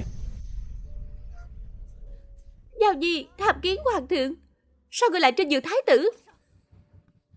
Hôm qua Giao Di đến đưa canh cho thái tử ca ca, nhưng bị thái tử ca ca... Phụ hoàng, không thể nào. Nhi thần luôn xem Tần Giang Giao như muội muội, tuyệt đối không có ý đồ bất chính với cô ta. Đủ rồi, đã thế này rồi, còn gì để phân bua nữa chứ? Bạch Thê Nhạc, đêm qua con đã đi đâu? Thần nữ thử qua xong liền trở về, chẳng ngờ dưới đường bị Trương Công Công chặn lại, nói thái tử có việc cần gặp. Sau khi đến Đông Cung, thần nữ bỗng thấy không khỏe. Thái tử bảo thần nữ nghỉ ngơi một lát hãy về. Sau đó không biết vì cớ gì, thái tử đột nhiên ngất đi. Thần nữ đang định gọi thái y, thì vừa hai quận chúa đi tới, bảo thần nữ về trước đi, còn nói bên ngoài gió lạnh nên đưa áo choàng cho thần nữ. Vậy sau khi rời Đông Cung, con đã đi đâu? Thần nữ định đi về, nhưng không hiểu sao đi nửa đường lại ngất xỉu. Khi tỉnh lại đã thấy đang nằm trong Ngự Hoa Viên. Thần nữ nghe nói nương nương đang tìm mình nên vội vàng chạy đến đây. Nương nương, những lời thần nữ nói đều là thật, xin nương nương soi xét. Hoàng thượng, ai gia xem như hiểu rõ. Thái tử mến mộ Bạch Thê Nhạc chỉ là cái cớ, thực chất luôn nặng lòng với quận chúa, chỉ là bị hoàng hậu ngăn cản. Nếu không là một thái tử, sao có thể làm ra những chuyện vụng trộm lén lút như vậy? Hoàng hậu, có đúng vậy không? Thiếp... Rõ ràng là hôm qua Di thần say rượu mới nhìn nhầm Tần Giang Giao thành Bạch Thê Nhạc. Đủ rồi thái tử, chớ biện bạch nữa. Mẫu hậu,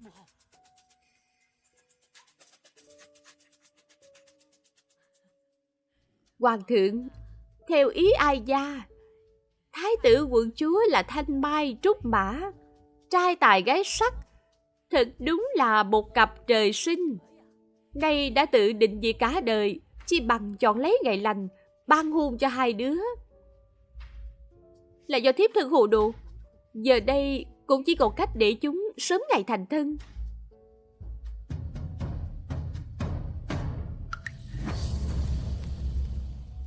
được rồi. Hoàng tổ mẫu và hoàng hậu đều nói như vậy.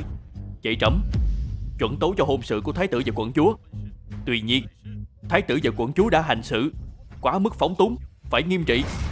Nhi thần nguyện chịu phạt. Thái tử phạt 20 gậy, quận chúa cấm túc nửa tháng. Nhi thần tạ ơn hoàng thượng thánh ân. Tạ ơn hoàng thượng ân điển. Hoàng tổ mẫu, trẫm tiễn người về cung.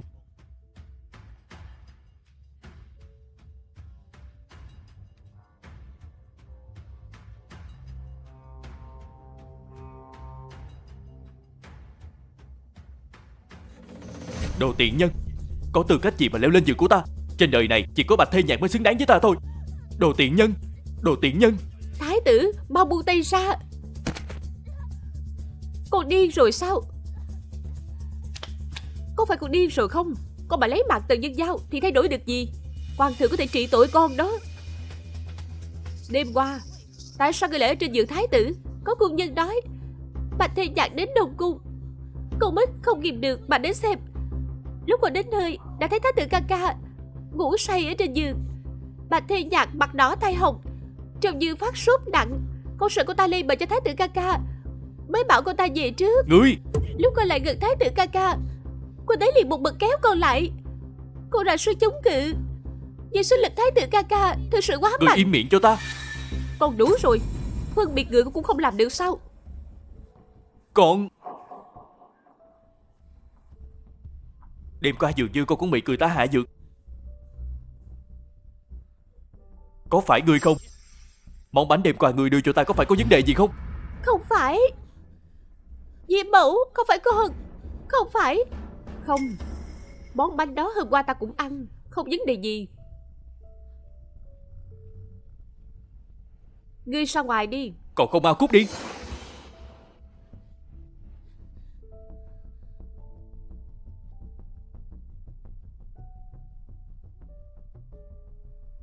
là do hoàng thượng làm. Cái gì? Là phụ hoàng sao? Ngài ấy đã giở trò trong cơm canh của con. Vậy nên tiệc thưởng qua, ngài ấy đã đoán được mục đích của ta. Trước khi Bạch Thi Nhạc đến Đông Cung, ngài ấy đã báo tin cho Giao Nhi. Giao Nhi vốn thích con, sẽ không để Bạch Thi Nhạc ở riêng trong tẩm cung của con. Bạch Thi Nhạc không dám đối kháng Giao Nhi, đành phải rời đi. Sau khi đi, dược tính phát tác, liền ngất dưới đất. Hoàng thượng bèn sai người đặt Bạch Thi Nhạc ở Ngự Hoa Viên, lợi dụng cái lạnh để khắc chế dược tính trong người của ả. Rồi chỉ việc chờ xem kịch hay hôm nay.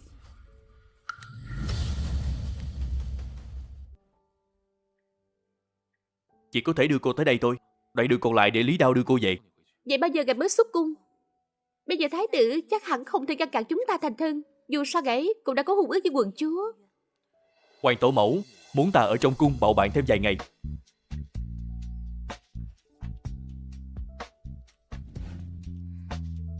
Cái này do chính tay ta tự thêu.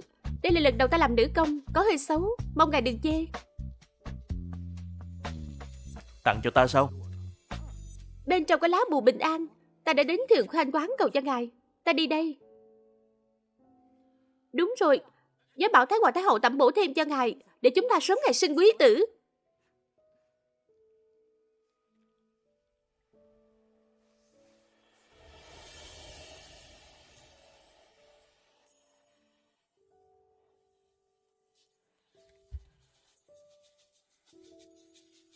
Bạch Thi Nhạc xuất cung rồi sao?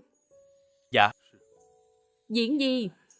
Cô có biết việc cô cưới Bạch Thi Nhạc có ý nghĩa như thế nào không? Quan tổ mẫu già rồi, không thể bảo vệ con mãi được. Con hiểu. Nếu con đã quyết tâm như vậy, ai gia cũng không tiện nói gì thêm. Ta chỉ mong con buông bỏ hận thù, oan oan tương báo, bao giờ mới dứt.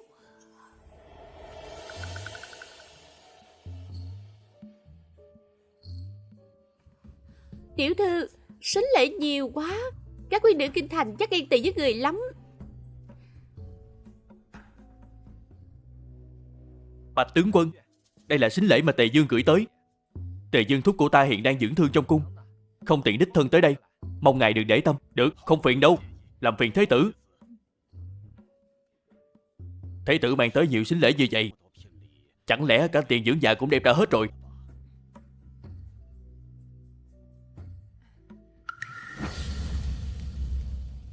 Cái gì mà tiền dưỡng già? Chỗ này chỉ là chút xíu thôi. Chuyện rác rưởi như thế này, nam chính còn chẳng giàu bằng kẻ lót đường sở hưởng nhiều vậy, hèn chi mất mạng sớm. Bạch Nguyễn Nguyễn, chẳng phải ta bảo muội trong phòng học nữ công sao? Sao lại chạy ra đây rồi? Đế tỷ, ta chỉ muốn xem náo nhiệt thôi, còn không mau lui về.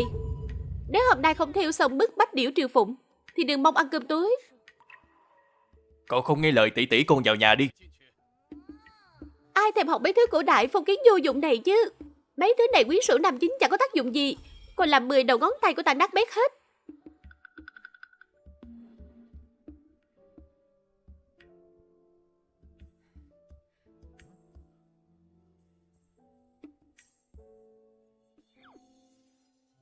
Thầm thầm, ý người là sao? Thấy ngươi suốt ngày lân la bên cạnh Tề Dương, ta nghĩ sở thích hai người chắc cũng giống nhau. Hẳn ngươi cũng là kẻ ham tài lộc. Chủ yếu để cảm tạ ngươi giúp ta đưa thư cho Tề Dương. Ý người là chuyện gài bẫy thái tử và quận chúa lần trước sao? Chuyện nhỏ thôi, ta đâu dám nhận đồ của người. Nếu để Tề Dương thúc biết được, chắc ta phải đền hết sạch gia sản mất. Nhưng phải nói thật, Tề Dương thúc vì muốn cưới người mà suýt chút nữa là mất cả mạng già rồi. Thúc ấy xem tiền bạc con quan trọng hơn cả tính mạng. Người xem mấy thứ này. Ngươi nói là với ngài ấy, tiền của ngài ấy không chi vô ích. Ta có thể sinh 3 năm 2 đứa. Được, ta sẽ chuyển lời.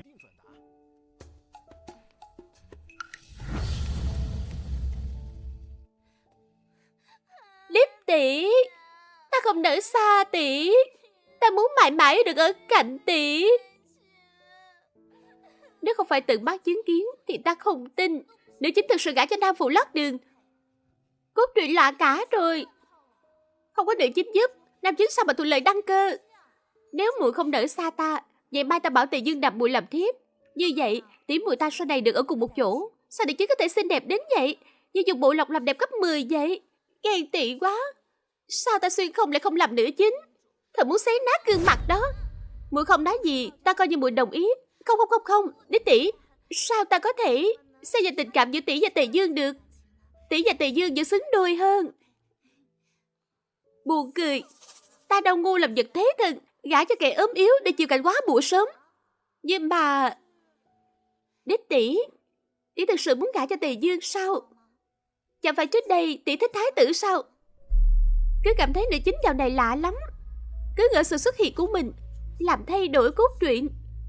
Nhưng giờ xem ra nữ chính rất đáng nghi. Chẳng lẽ ảo cũng là người xuyên không tới đây? Cách đây không lâu ta mơ một giấc mộng. Mơ thấy sau khi gả cho thái tử, hoàng thượng liền hạ lệnh tru di cả Bạch gia ta. Đó chỉ là giấc mộng, không phải thật đâu. Tề Dương cũng chẳng sống được bao lâu nữa. Đợi ngày ấy mất, cục diện thiên hạ sẽ rõ ràng hơn. Lúc đó ta lại trở về cạnh thái tử. Mơ hảo. Nam chính có tính chiếm hữu cao, sao có thể không để tâm việc nữ chính từng gả đi chứ? Nhưng chắc là do ta nghĩ nhiều quá rồi. Nếu nữ chính là người xuyên không, ả càng không thể từ chối nam chính lấy một kẻ lót đường. Tiểu thư, giờ lành đã đến nên khởi hành rồi.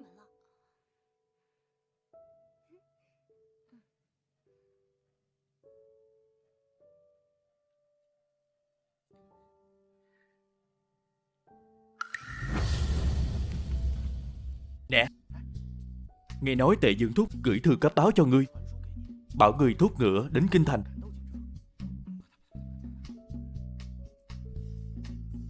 Ta còn nghe nói Tề Dương thúc gọi ngươi tới để bồi bổ thân thể cho thúc ấy. Ngươi có biết có những kẻ thường mất mạng vì nói nhiều không? Ta chỉ lo với thân hình mảnh khảnh của Tề Dương thúc, e không trụ qua đêm động phòng hoa chút. Bạch Thê Nhạc trông có vẻ rất mạnh bạo. Tân nhân vào.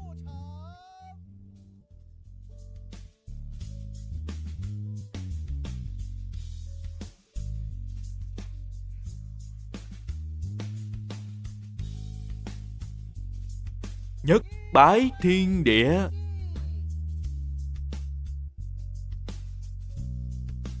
Nhị bái cao đường.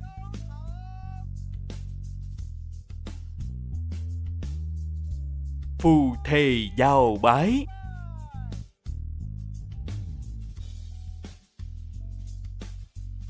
Đưa vào động phòng. Tốt.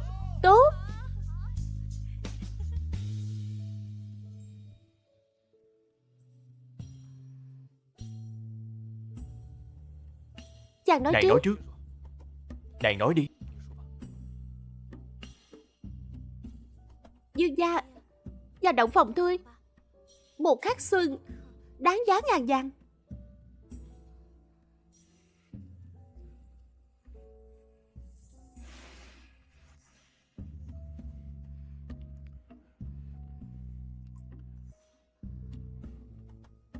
Cứ thế này đi. Vì phu nhân thất lễ rồi.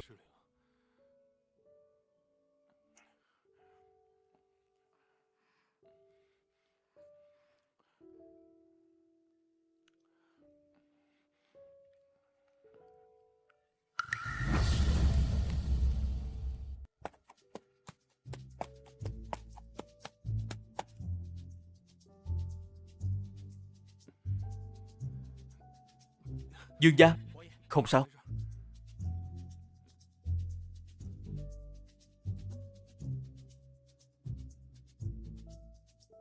Bái kiến nhạc phụ. Dạ. Bái kiến nhạc mẫu. Mẹ. Dương gia không cần đa lễ. Dọc đường đã vất vả, mau mau vào nhà thôi. Buồn cười quá đi mất. Đôi chân của Tề Dương đang run rẩy đó sao? Nữ chính đúng là quá ngu ngốc. Nam chính lực lượng khỏe mạnh không chọn, lại chọn kẻ yếu như sên. Đáng đời kiếp này chẳng biết hạnh phúc thực sự là gì. Bạch Uyển Uyển, hấp tấp bột chột còn ra hệ thống gì nữa, mau đứng lên. Thái tử điện hạ giá lâm.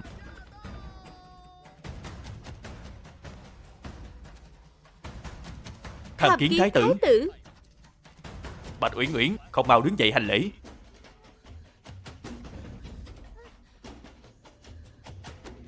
Tham kiến thái tử. Khó khăn lắm mới gặp nam chính một lần, không ngờ lại trong tư thế mất mặt như vậy.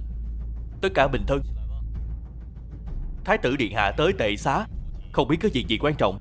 Nghe tin Bạch tướng quân sắp ra bi ngải, ta đến tiễn chân tướng quân. Đã làm phiền thái tử. Hôm qua Tề Dương thúc đại hôn, ta bận rộn công vụ, không thể đích thân đến chúc mừng. Hôm nay sẵn tiện đến đây chúc mừng thúc. Thái tử có lòng rồi. Có điều lời chúc của thái tử chỉ là nói suông thôi sao, không có quà mừng.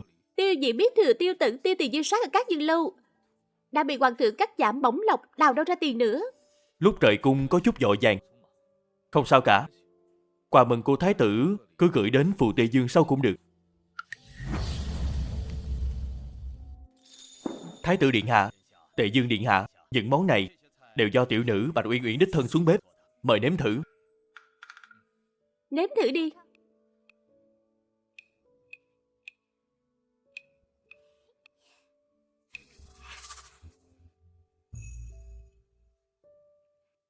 Biết đích tỷ và tỷ phu về thăm nhà, ta đã hầm canh bính bò cho tỷ phu, tráng dương bổ thận. Còn chuẩn bị cho đích tỷ canh gà ác đương quy bồi bổ âm dương. Uống đi, uống đi. Uống vào Tề Dương bất lực, uống vào nữ chính vô sinh. Nhạc Nhi, Uyển Uyển nghe tin các con hôm nay về, trời chưa sáng bắt đầu hầm canh rồi, các con mau nếm thử đi. Hóa ra kiếp trước ta cố gắng thế nào cũng không thể mang thai, là vì lý do này.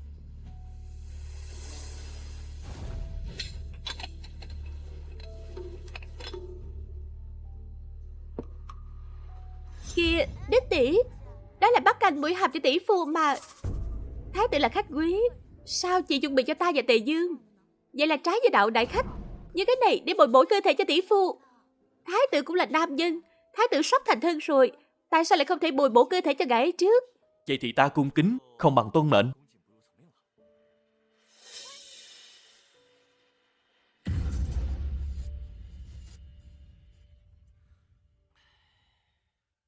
Canh do cô Bạch Nương làm, quả nhiên tươi ngon ngọt ngào.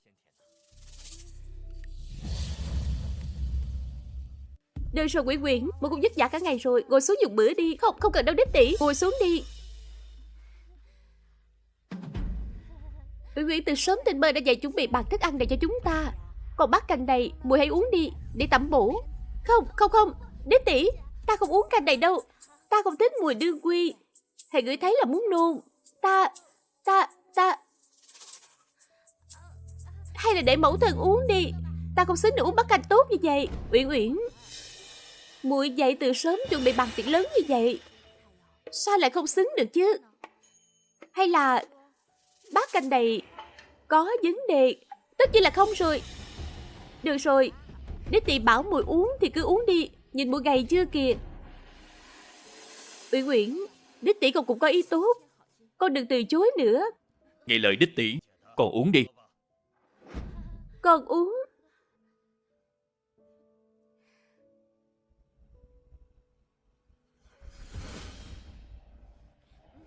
Uống hết, đừng lãng phí.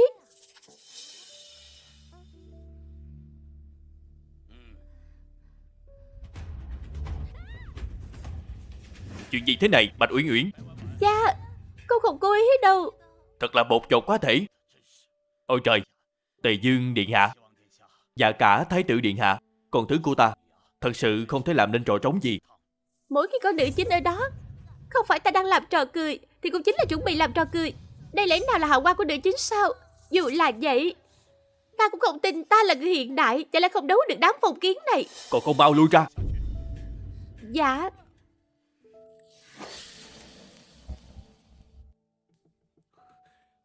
Nhạc Nhi, sao giờ nàng mới chịu ra?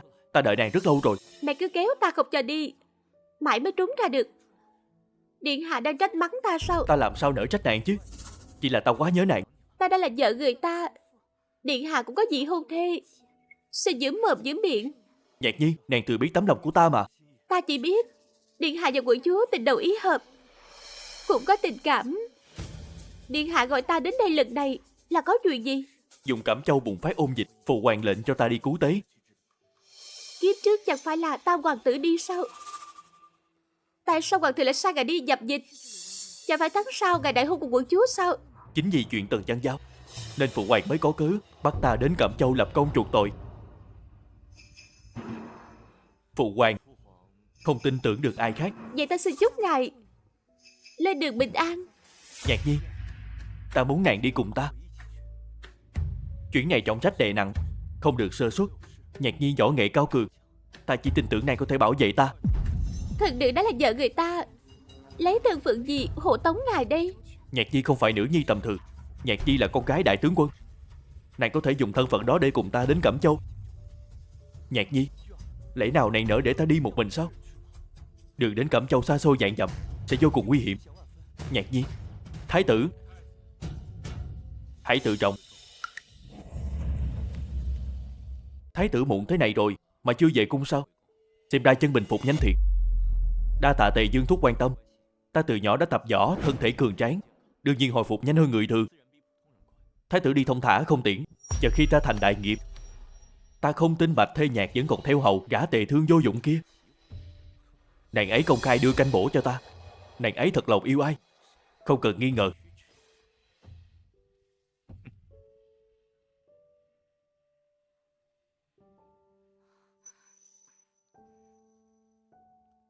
Chàng ghen sao? Lúc nãy dù chàng không xuất hiện, ta cũng không để thái tử chạm vào người. Ta gặp riêng hắn là vì muốn biết hắn đang mưu tính gì. Có câu biết người biết ta, trăm trận trăm thắng. Vậy bé canh bổ lúc bữa trưa giải thích thế nào? Dương gia thật đúng là nhỏ mọn. Hóa ra là bổn dương hẹp hòi sao? Bạch Nguyễn Nguyễn không tốt lành gì, không đời nào bỗng dưng ân cần vậy. Bác canh bộ băng trưa đó không phải thứ tốt lành. Ta không để bất cứ thứ gì làm hại thân thể của chàng. Nếu Dương gia muốn uống canh bổ lúc nào cũng có, ngay tối nay cũng được.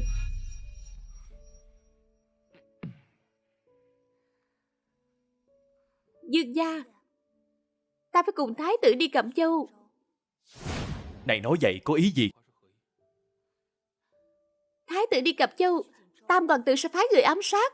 Nên nàng định đi bảo vệ hắn. Vì hắn mà nàng có thể dứt bỏ cả tính mạng. Bảo bổn dương làm sao tin được giữa nàng và hắn không có tình cảm chứ? Không phải vậy. Không cần giải thích. Trách ta mạn yểu. Nàng sớm tính toán cho bản thân, cũng là thường tình.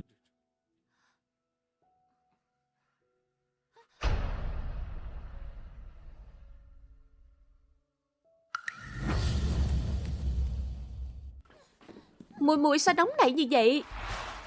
Đến đây làm gì?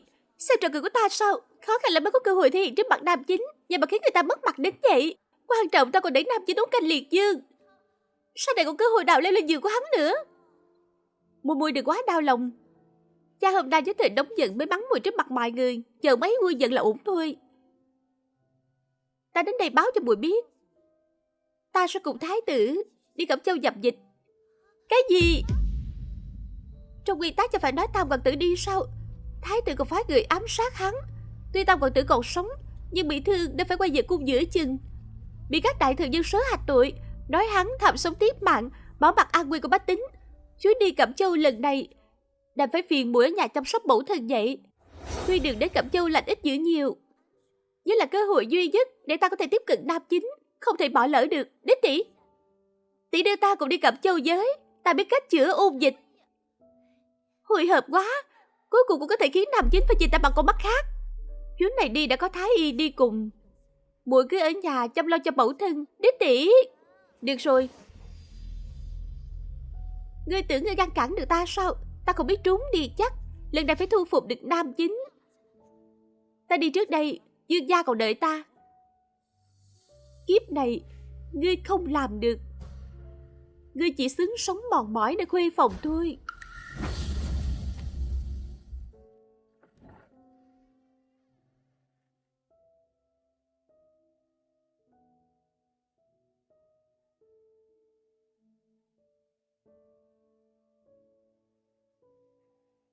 Chuyến đi Cẩm Châu, ta thật sự không muốn thái tử gặp chuyện. Hắn chưa thể mất mạng được. Hắn mà mất mạng, sẽ chẳng còn ai đối đầu với hoàng thượng. Như vậy ta không thể làm ngư ông hưởng lợi. Chàng yên tâm, ta không đến được Cẩm Châu đâu. Chàng cũng đừng lo ta sẽ bị nhiễm ôn dịch. Ta biết, chàng còn lo sợ ta có bị thái tử xâm phạm hay không. Thái tử không thể hanh phòng.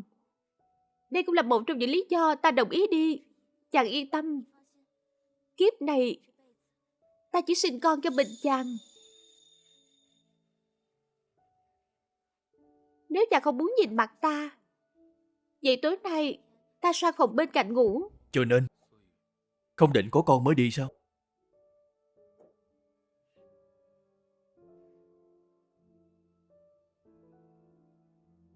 Đây là canh thập toàn đại bổ trên sách An Sắc.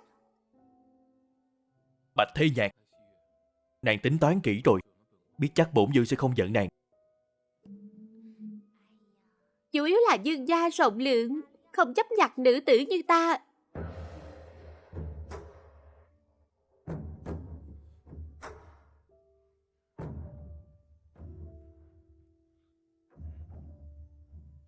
Dương gia, đi nghỉ ngơi thôi.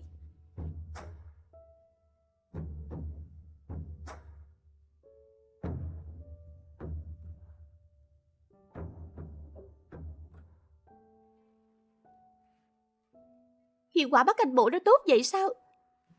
Cả người như sắp trả ra vậy. Ta biết ngay Bạch Thế Nhạc không làm ngơ bỏ mặt ta được. Nếu không do phụ hoàng ép buộc, Nhạc Nhi tuyệt đối không bao giờ chọn Tề Dương. Ta vốn định nhân chuyến đi Cẩm Châu sẽ biến Bạch Thế Nhạc thành người của mình, để nàng ấy thấy giữa ta và Tề Dương như một trời một vực. Chẳng hiểu sao đêm qua thị nữ có khiêu khích thế nào, ta cũng chẳng có chút phản ứng gì.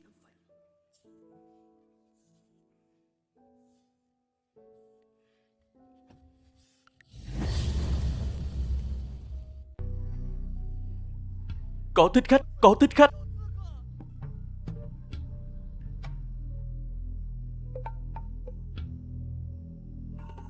Dương Phi, thuộc hạ phụng mệnh Dương gia ở đây bảo vệ người. Bên ngoài rất nguy hiểm, không thể ra ngoài. Mục tiêu của chúng là thái tử, ta không mất mạng đâu. Dương Phi, Điện hạ, điện hạ, Thái y, mau truyền Thái y. tất cả thái y đã bị khách đâm trọng thương, giờ không có ai chữa trị cho thái tử được. Phải làm sao đây? Nếu thái tử không được cầm máu kịp thời, e là lành ít dữ nhiều. Chúng ta vừa mới rời kinh thành, chỉ cần chưa đầy một ngày có thể trở về. Lập tức khởi hành hồi cung ngay. Không được, thái tử vừa mới đi đã quay về, sẽ bị hoàng thượng trách phạt, sẽ thành trò cười cho thiên hạ. Nếu thái tử có bệnh hệ gì, ngươi có canh giác nổi không? Tất cả nghe lệnh ta, lập tức khởi hành hồi cung. Rõ. Thái tử, thái tử. Tiêu Tẩn, những việc kiếp trước ta hy sinh vì ngươi, kiếp này ta đòi lại gấp bội. Lão xược, không có sự cho phép của trẫm, ai cho phép các ngươi tự hồi kinh. Chuyện này mà truyền ra ngoài sẽ là trò cười lớn nhất của thiên hạ. Đường đường là thái tử, chỉ chịu chút thương nhẹ đã tháo lui, không thể nào chấp nhận được.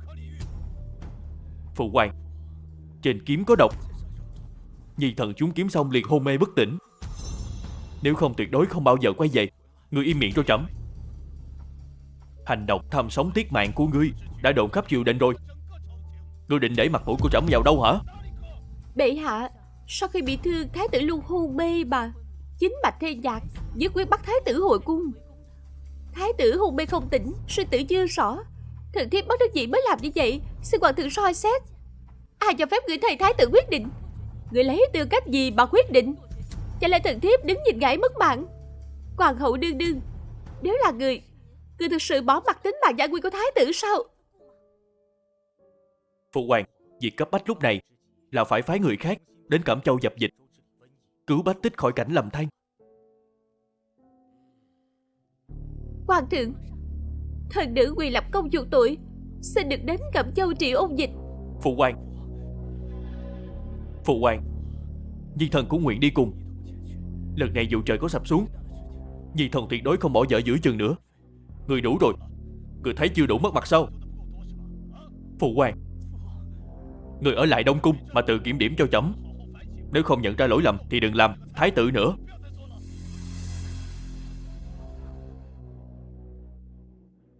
Hoàng huynh, thần đệ nguyện tháp tùng Bạch Thê Nhạc đến Cẩm Châu. Hoàng huynh phái thái tử đi Cẩm Châu là để cho thiên hạ thấy rõ trách nhiệm của hoàng gia. Thần cũng họ Tiêu, nguyện vì hoàng huynh mà dốc sức. Tốt, trẫm hạ chỉ phái Tề Dương và Tề Dương Phi đến Cẩm Châu dập dịch. Thần đệ lĩnh chỉ. Dạ. Thái tử, do nàng phái người ám sát sao?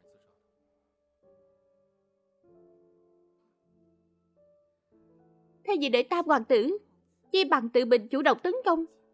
Dù sao đao kiếm không có mắt, lỡ làm ta bị thương thì sao? Có điều, tại sao chàng đột nhiên bằng lòng cùng ta đến Cẩm Châu? Bổn dương không đi, liệu hoàng thượng có giao trọng trách lớn thế này cho nàng không?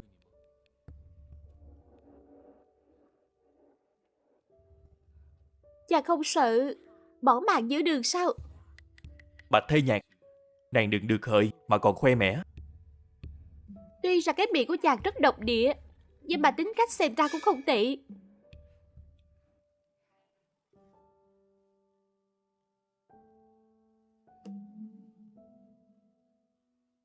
Hàm Kiến đích tỷ, không cần khách sáo, ngồi đi ngồi đi.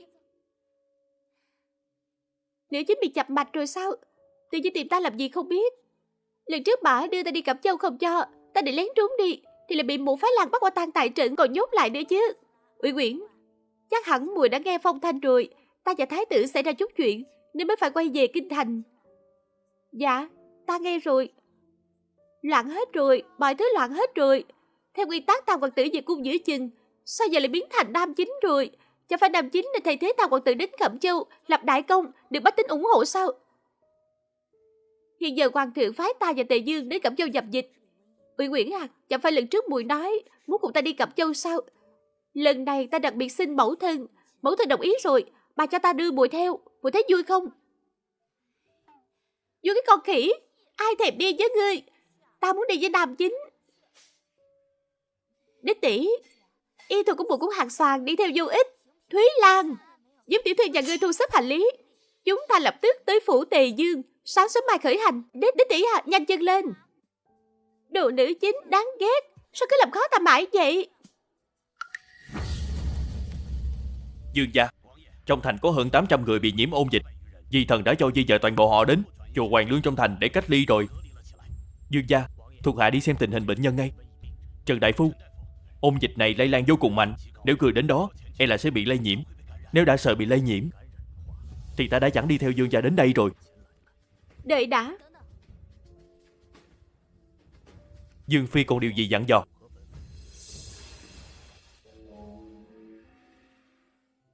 Nhìn ta làm cái gì? Có nhìn ta cũng chẳng đưa ra phương thuốc chữa ôn dịch đâu. Ủy Quyển, chẳng phải muội từng nói muội biết cách dập dịch sao? Ta không biết. Làm sao ta biết được chứ? Đến y thuật ta còn chẳng biết. Ủy Quyển, ta hứa với muội, chỉ cần muội dập dịch thành công, đích tỷ xin hoàng thượng ban thưởng hậu hĩnh. Cứ việc nằm mơ với ban ngày đi. Ta không giúp cô và Tề Dư lập công, ta chỉ giúp Nam Chính thôi. Đích tỷ, ta thực sự không biết. Đã như vậy, tỷ tỷ cũng không làm khó muội nữa. Nữ chính này đúng là dễ lừa. Kể từ ngày mai, Trần Thái Y đi chữa bệnh, muội đi theo phụ việc. Muội biết đó, nhân lực ta đang thiếu. Trần đại phu đi chữa bệnh cho người bị ôn dịch, ta là phận nữ nhi, ngộ nhỡ bị lây bệnh biết làm sao. Chúng ta đến đây, ai cũng đối mặt nguy cơ bị lây nhiễm. Trần Thái Y thiếu muội ta phó thác cho người. Dương phi yên tâm. Dương gia, ta đã dặn dò theo ý của ngài rồi. Dương gia, không ổn rồi. Có chuyện gì? Thuộc hạ tuân lệnh ngài đi tuần tra trong thành một vòng. Bách tính đang nổi loạn rồi. Cái gì? Ôn dịch bùng phát gần nửa năm nay, dân chúng đã cạn kiệt lương thực. Những người quá khích đang đòi phá cổng thành, rời khỏi Cẩm Châu. Dương gia, phải làm sao bây giờ? Chúng ta đi xem thử. Dương phi, tùy tỳ chức đã cho tập trung người bệnh đi nơi khác. Thế nhưng vẫn còn những mầm bệnh sót lại. Bây giờ đi ra ngoài rất nguy hiểm. Tâm lý bách tính đang bất ổn. Nếu không kịp thời trấn an, hậu quả khôn lường. Bổn Vương sẽ đi cùng nàng. Không được, Tại sao? thân thể chàng yếu ớt. Nếu chẳng may bị lây thì sẽ mất mạng nhanh hơn.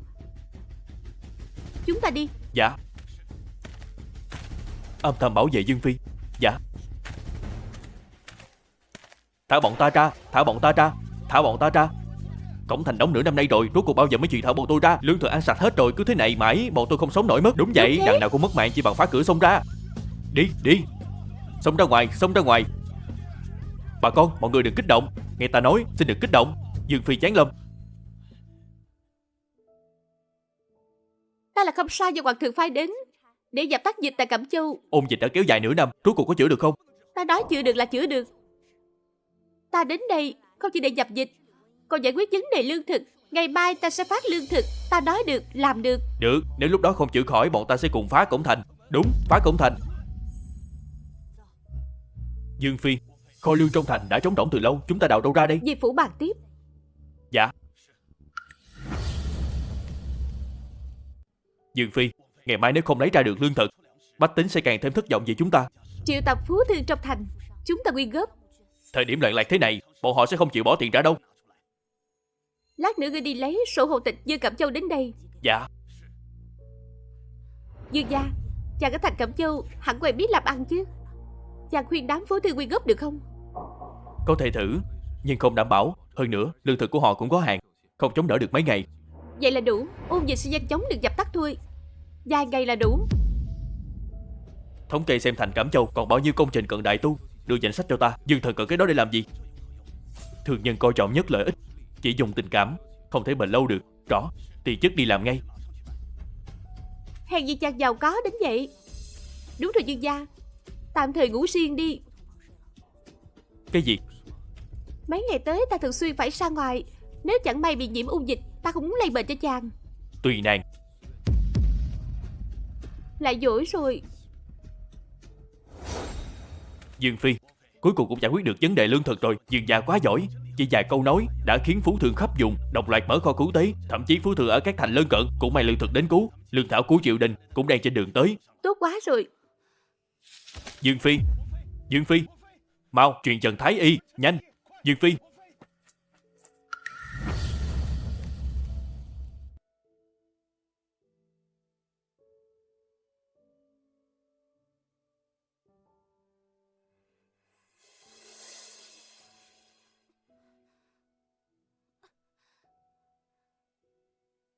Chàng không cần mạng nữa sao? Chàng đang bơm thuốc cho ta sao? Nàng bị sốt, cứ mê sảng nói mớ suốt. Trần Sách An nói có khả năng nàng đã nhiễm ôn dịch rồi, cần phải dùng thuốc để ổn định bệnh tình. Nhưng ta có mớm thế nào, nàng cũng không mở miệng. Làm vậy sẽ khiến chàng bị lây bệnh không? Chàng thừa biết mà vẫn làm sao? Uống nốt chỗ thuốc còn lại đi. Dương gia, thật ra ta không tốt đẹp như chàng nghĩ đâu. Chàng không cần liều mạng cứu ta như vậy. Ta biết. Lúc nàng hôn mê, nàng vẫn luôn gọi tên của thái tử. Trần Sách An đã dặn rồi, ta tiếp xúc với nàng thì không được gặp người khác trước khi hắn tìm ra thuốc giải. Chúng ta đều phải ở cùng một chỗ.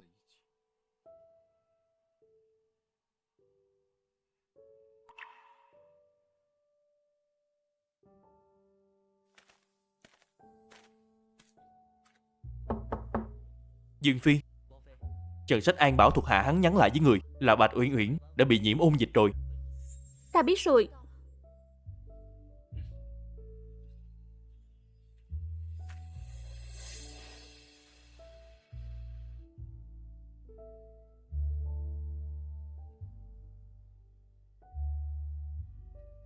Vẫn còn sống. Vậy chàng có thấy chóng mặt, toàn thân đau nhất hay sốt không? Không có.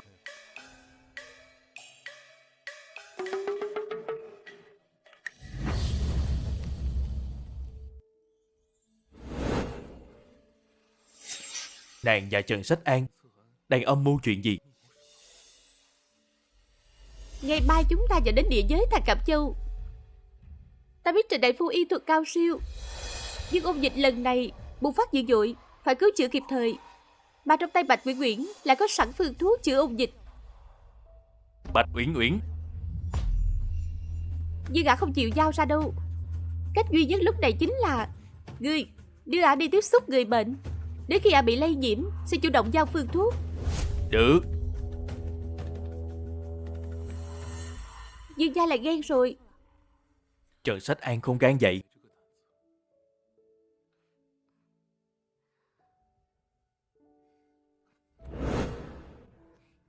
Dương gia, bệnh của ta sắp khỏi rồi. Thành Cẩm Châu cũng được cứu rồi.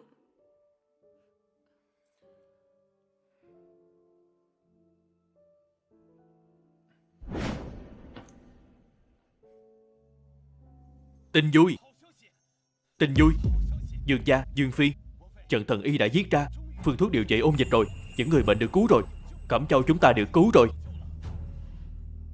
Dương gia, Dương phi, bách tính Cẩm Châu sẽ không quên ơn đức to lớn của hai người. Kiếp trước Tiêu Tận đưa Bạch Uyển Uyển đến Cẩm Châu, bắt ta lại kinh thành canh chừng Tam hoàng tử. Ta ở kinh thành suýt nữa bị Tam hoàng tử ám hại bỏ mạng. Hắn và Bạch Uyển Uyển ở lại nơi đầy hướng sự kính trọng của vạn dân, nở mày nở mặt. Dương phi, thì chức lập tức sai người dâng canh thuốc lên cho người. Làm phiền ngươi.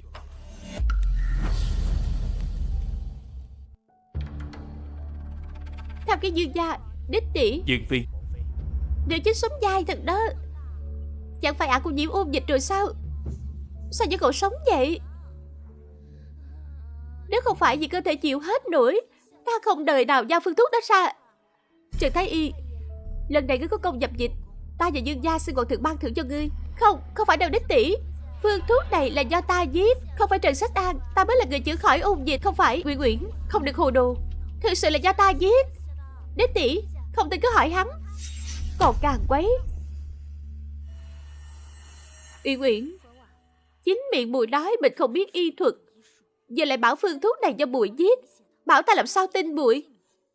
Thực sự là ta, hay là muội đang nói dối, xem thường an nguy của bách tính? Dương gia phụng mệnh hoàng thượng đi dập dịch, muội lại báo sai sự thật, đó chính là phạm tội khi quân. Ta được rồi. Uyển Uyển, đích tỷ biết thời gian muội vất vả rồi, mau về nghỉ ngơi trước đi.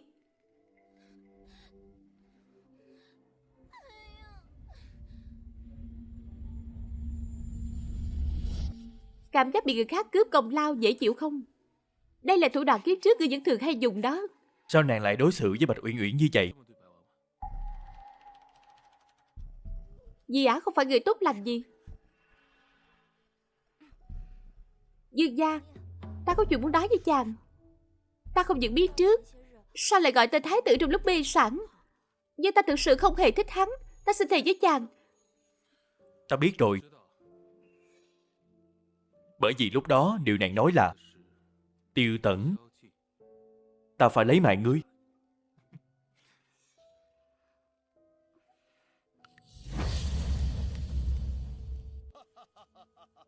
Tốt, tốt.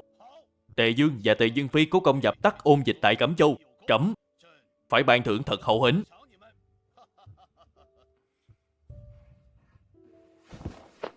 Đa tạ hoàng thượng ban thưởng. Tất cả bình thân.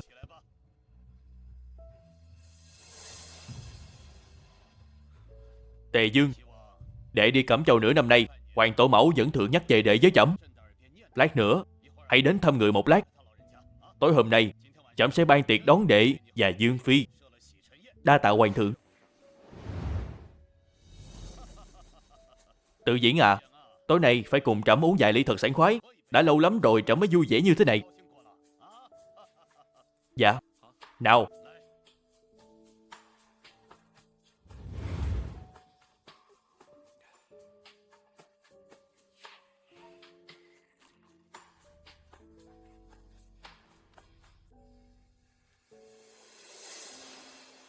Tề Dương thúc, lần này thúc không quản hiểm nguy, đến Cẩm Châu dập dịch, san sẻ với phụ hoàng, cứu giúp lê dân thiên hạ, là tấm gương cho hậu bối noi theo. Ta kính thúc một ly.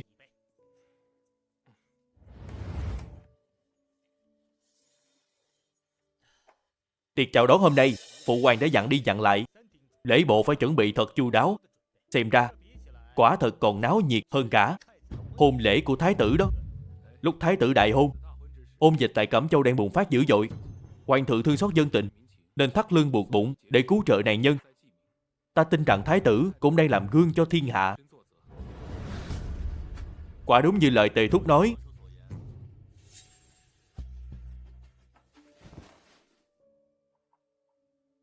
Phụ hoàng, mẫu hậu, hôm nay còn một chuyện vui nữa. Có chuyện gì vui? Thần thiếp đã mang long thai.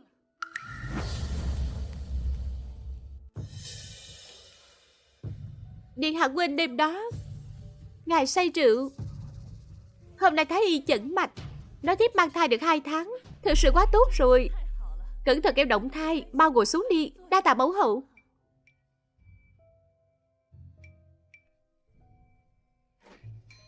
Bệ hạ, màn biểu diễn hoa sắc đã chuẩn bị xong. Tốt, lui ra đi. Đêm nay giống là để mừng công cho Tề Dương và Tề Dương Phi. Này cũng coi như mừng thái tử Phi có tin vui. Đa tạ phụ hoàng. Tốt, cùng trẫm ra phía trước xem thử.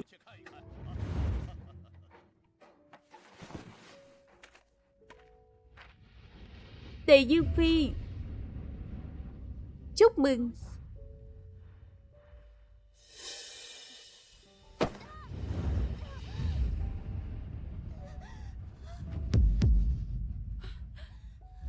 Có chuyện gì vậy? Nàng có sao không? Tề Dương Phi, tại sao cô đẩy ta chứ?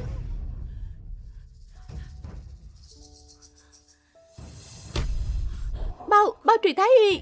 Mau gọi thái y.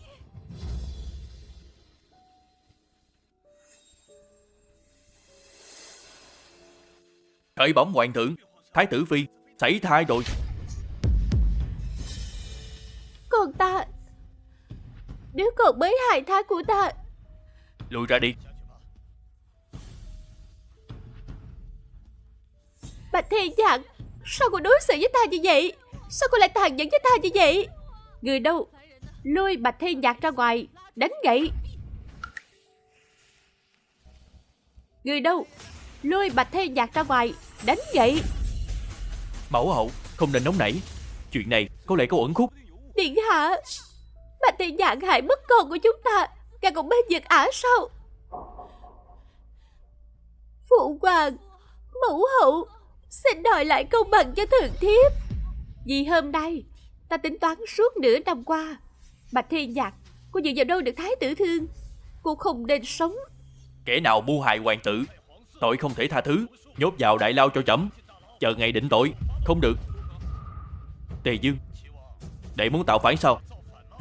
Hoàng thượng, ngài thực sự chỉ muốn nghe lời phiến diện của thái tử Phi mà khép tội thần thiếp sao?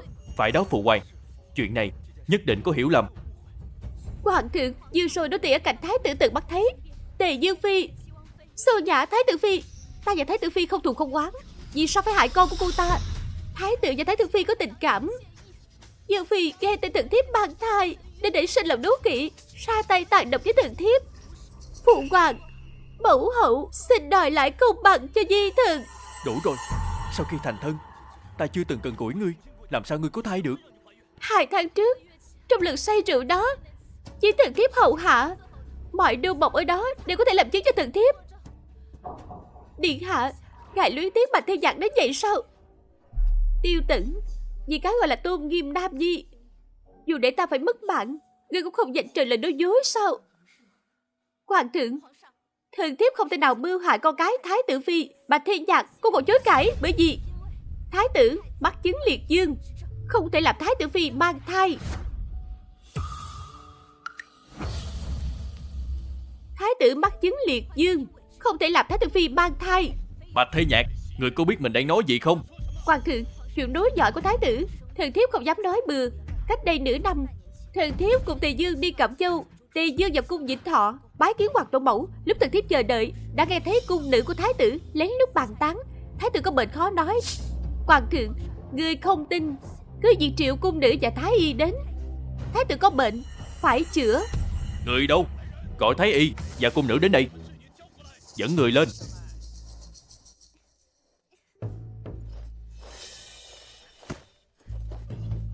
Thái tử có mắc chứng. Khó nói không?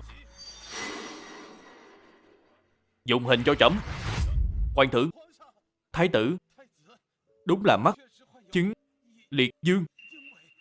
Đã hơn nửa năm nay, Di thần vẫn luôn sắc thuốc cho thái tử, nhưng mãi không có kết quả. Là Di thần vô dụng, xin hoàng thượng giáng tội.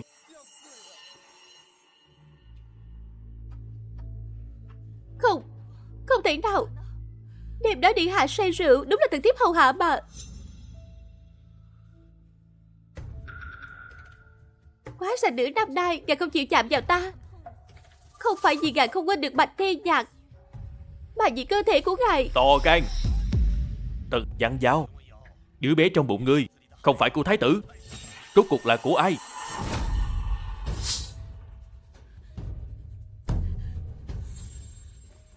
Hoàng thượng tha mạng, hoàng thượng tha mạng, đều do thái tử phi sai biểu tiểu nhân làm. Thái tử phi không hề có thai, còn vết máu trên chân cũng là máu chó tiểu nhân làm giả. Hoàng thượng tha mạng, hoàng thượng tha mạng, hoàng thượng. Láo xược.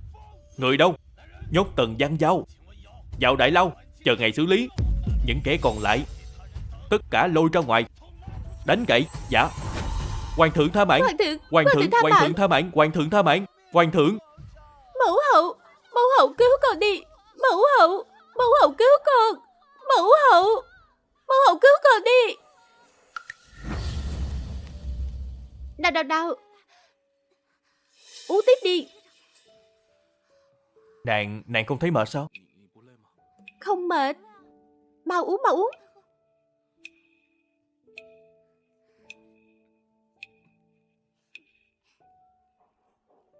Dương gia, chúng ta đi ngủ thôi.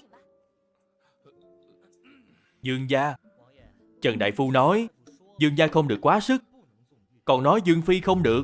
Không được gì? Nói Dương phi không được coi Dương gia như trâu cậy. Không làm phiền hai người nghỉ ngơi nữa, thuộc hạ cáo lui.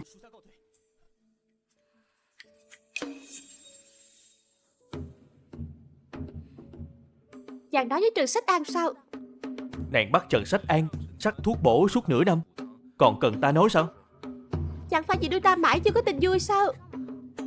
Dương phi giỏi có con thế sao? Hay là nàng cảm thấy ta sắp không trụ được? Chẳng lẽ Dương gia không muốn ngủ cùng ta? Nhưng rõ ràng mỗi lần chàng mới là kẻ nôn nóng nhất.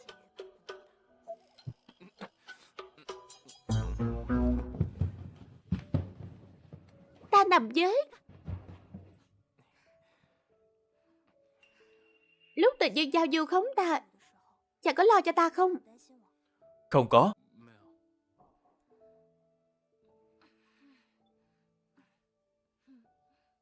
Còn bảo không? Ta thấy hết rồi. Chàng lo đến mức tay run rẩy. Chàng sợ hoàng thượng lấy mạng ta. Nếu hoàng thượng thực sự làm vậy, khi ta chưa kịp đưa ra bằng chứng, chàng có đứng ra chống lại không? Chàng quay qua đây. Chàng phải cố sống lâu thêm một chút. Ta không muốn quá bủa sớm đâu.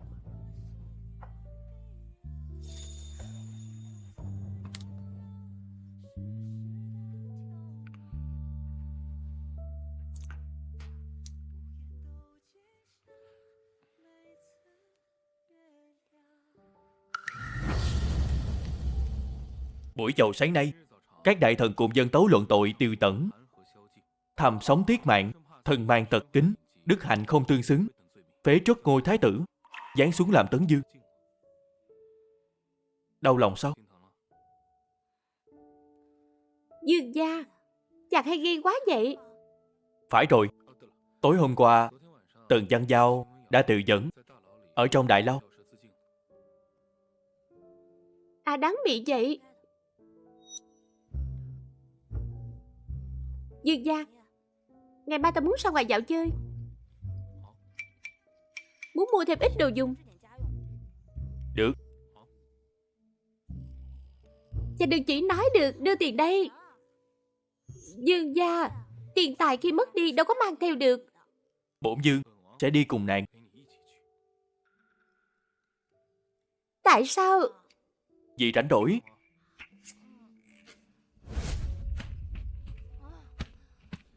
Đi dạo ngắn ngày mệt quá đi.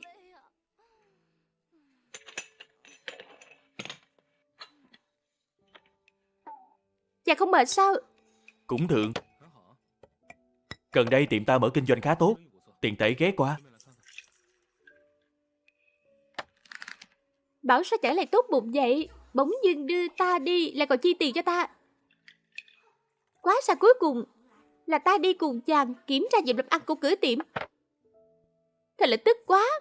Sao khắp phố lớn ngõ nhỏ đều đang đồn thì chỉ có công dẹp trừ dịch bệnh, rõ ràng là ta dẹp dịch mà.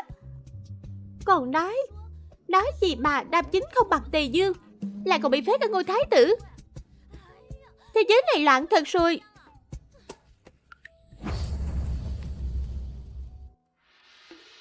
Sao vậy? Thật là căng thẳng quá. Hôm nay sắp được tình cờ gặp Nam Chính rồi. Ta đang nghĩ kỹ càng gì hắn sẽ không khước từ ta đâu. Quan trọng hơn nữa là ta có thể chữa trị chứng bất lực của Nam Chính. Hắn sẽ không từ chối ta. Đến lúc đó ta có thể cùng Nam Chính sống một cuộc đời mặn nồng không rời rồi. Thật là sốt ruột quá đi. Sao Nam Chính còn chưa tới? Ta vừa mới thấy quân địch rồi. Vẫn là Nam Chính thông minh. Dù có bị phế ngôi thái tử thì đã sao, hắn cũng sẽ lợi dụng sự bạo loạn của quân địch để gây rối trong ngoài, sau đó khiến hoàng thượng phân tâm, rồi mới giấy binh biến, một tay đã lấy ngai vàng. Quả là thắng lợi dễ dàng. Quá ra Tiêu Tận ngay từ sớm đã câu kết với quân địch. Kiếp trước nếu không phải tại hắn nội ứng ngoại hợp với quân thù, phụ thân và ba huynh trưởng đã không phải hy sinh để trận bạc, Bạch Gia quân cũng không bị tiêu diệt hoàn toàn.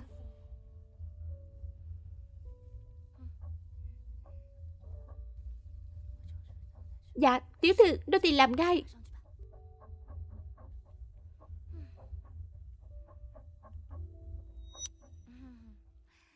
Xem kịch vui đi.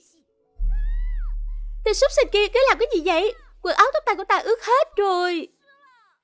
Lớp trang điểm cũng trôi luôn rồi. Xin lỗi khách quan, tiểu nhân không cố ý. Không cố ý cái gì? Ngươi rõ ràng là Uyển Uyển. Sao muội lại ở đây?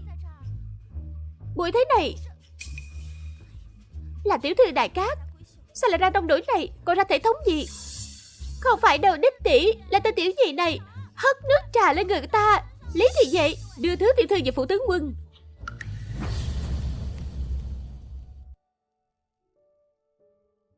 Bạch tiểu thư, mời. Vất vả lắm mới chưa lặn lỗ chó trốn ra ngoài. Sao để chính lần đặng phá hỏng việc tốt của ta vậy?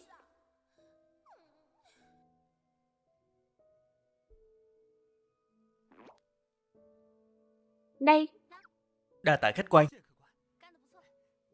Hào phóng vậy sao? Chẳng lẽ là dùng tiền của ta? Ta nói rồi, không tốt lành gì. Dương gia, chàng có thể giúp ta diệt nữ không?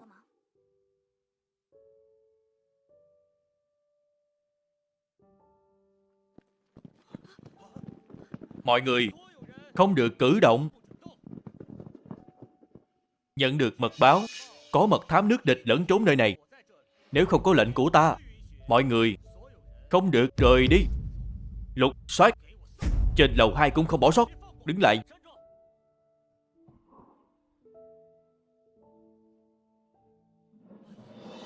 Đây chẳng phải Thái Tấn Dương điện hạ sao? Sao nào? Nhanh như vậy đã bị phù hoàng đuổi khỏi cung rồi sao? Ta khuyên huynh tốt nhất đừng cản trở ta bắt người. Tránh ra. Ở đây làm gì có mật thám? Bổn Dương sao chẳng thấy đâu vậy ta? Là Tấn Dương không nhìn thấy, hay là cố tình báo chế đấy? To gan.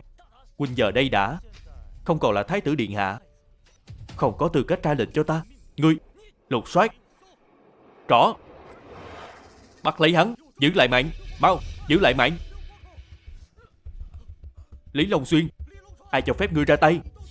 Khám người hắn cho ta.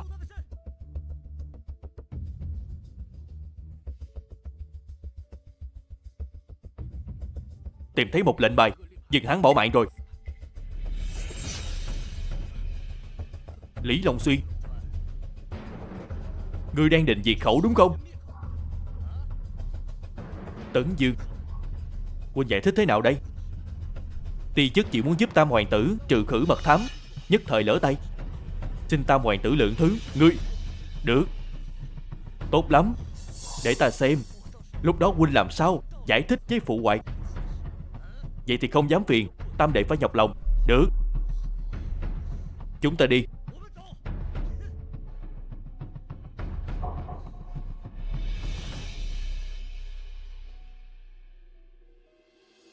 Không có đức địch tương trợ, không có ta dọn sẵn đường cho. Đời này, ngươi định lên ngôi bằng cách nào? Không được cử động, đứng im. Không được cử động, đứng im.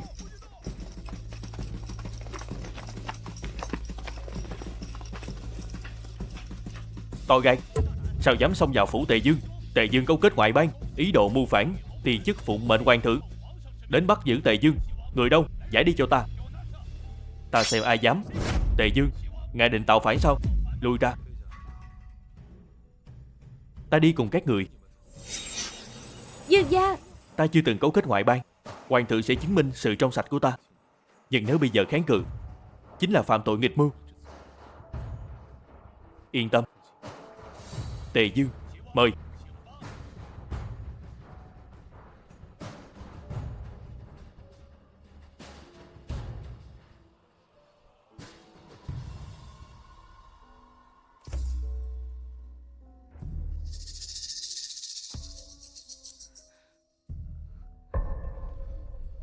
Dương gia.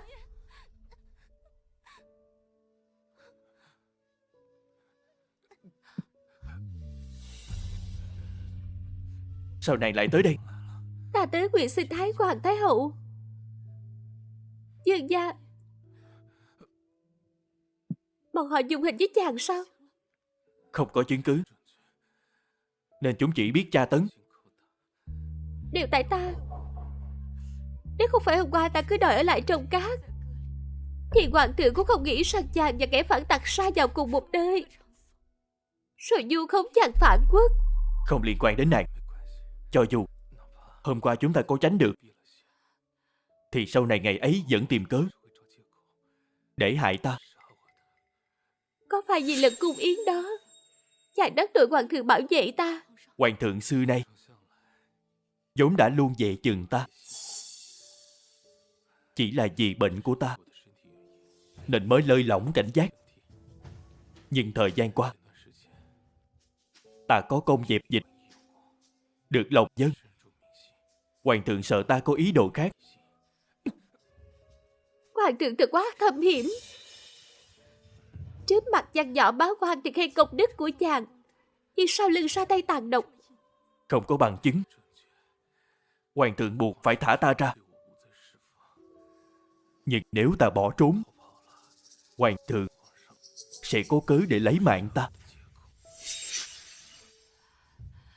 Nàng mau về sớm đi. Yên tâm, ta sẽ không để chàng chịu nỗi nhục nhã này. Dương Phi đi thông thả. Các ngươi còn dám dùng hình với chàng, ta khiến các ngươi đền mạng. Nô tài không dám. Không ngờ Dương Phi lại quan tâm Dương gia vậy. Chẳng phải toàn là Dương gia yêu Dương Phi sâu sắc sao? Bạch Thuê Nhạc tới Đại Lao rồi sao? Thưa phụ hoàng, sáng sớm này ấy đã đến, còn cảnh cáo ngục tốt, không được dùng hình với Tề Dương. Xem ra tình cảm của Tề Dương và Dương Phi thật sự rất sâu đậm. Năm xưa đại ca vì Bạch Thuê Nhạc mà suýt chút nữa trở mặt với phụ hoàng. Đủ rồi. Các con là huynh đệ ruột thịt, là vì một kẻ ngoại tộc mà xin hiếm khích, còn ra hệ thống gì không? Mọi việc đã thu xếp xong chưa? Đã sắp đặt kế hoạch cướp ngục cho Tề Dương. Chúng ta không có chứng cứ Tề Dương phản quốc, nhưng vượt ngục là trong tội. Lần này Tề Dương khó mà thoát kiếp. Tề Dương chưa lìa đời, trẫm sẽ không được yên lòng. Chúc mừng phụ hoàng, cuối cùng cũng trừ được mối họa. Tốt lắm. Tần Dương lần này hiến kế bắt giữ Tề Dương có công. Sau khi thành công, trẫm sẽ trọng thưởng cho con. Được san sẻ với phụ hoàng là bổn phận của nhi thần. Sức khỏe con dạo này khởi sắc hơn chưa? Thưa phụ hoàng, nhi thần đã phái người tìm kiếm thần y, tin rằng có thể chữa khỏi bệnh khó nói. Vậy thì tốt. Trẫm tin rằng con có thể hiểu được khổ tâm của trẫm. Nhi thần hiểu. Muốn đấu với ta, ngươi còn non nớt lắm. Thái hoàng thái hậu giáng lâm. Tham kiến tặng tổ mẫu. Cùng nghênh hoàng tổ mẫu. Tham kiến hoàng thượng. Hoàng tổ mẫu mời người ngồi. Không cần đâu. Hoàng tổ mẫu đích thân tìm tới trẫm là có chuyện gì? Khi nào thì hoàng đế định thả Tề Dương ra? Tề Dương cấu kết ngoại bang. Chứng cứ đâu? Hoàng đế là thiên tử một nước, không có chứng cứ mà lại tống Tề Dương vào đại lao, chẳng phải là chuyện đùa sao? Hoàng tổ mẫu xin bớt giận. Đã có người thấy tận mắt ngày tam hoàng tử đi dây bắt mật thám.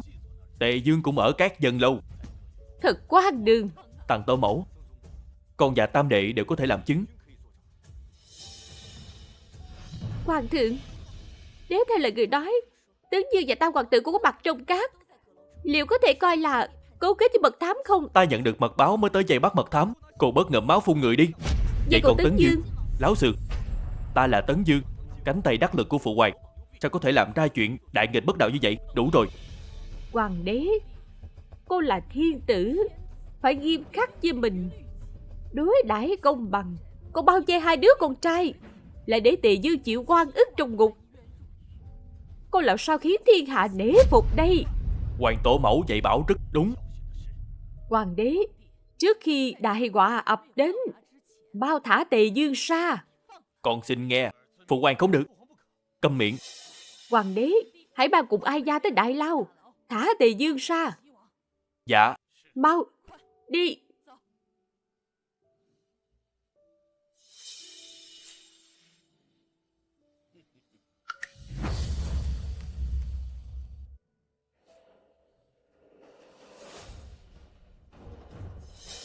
Kẻ nào to gan lớn mật, giữa ban ngày ban mặt dám cướp ngục, là do Tề Dương làm.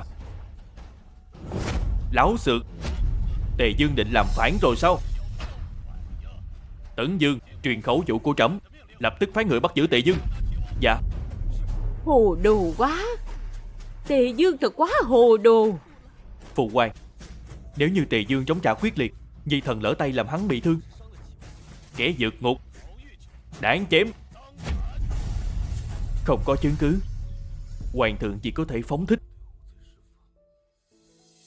Nhưng nếu ta bỏ trốn, hoàng thượng sẽ có cớ để lấy mạng ta. Hoàng huynh đang tìm thần đệ sao? Tề Dương tham kiến hoàng thượng. Hoàng tổ mẫu,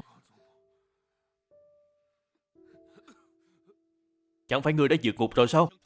Thần đệ vẫn luôn ở đây, chưa từng rời đi nửa bước. Chẳng hay hoàng huynh vì sao lại nói vậy? Vậy đám ngục tốt đã mất mạng là như thế nào? Thần đệ không rõ. Từ khi bị giam giữ, thần đệ liên tục bị hành hạ, chỉ biết liệm đi, không rõ bên ngoài xảy ra chuyện gì.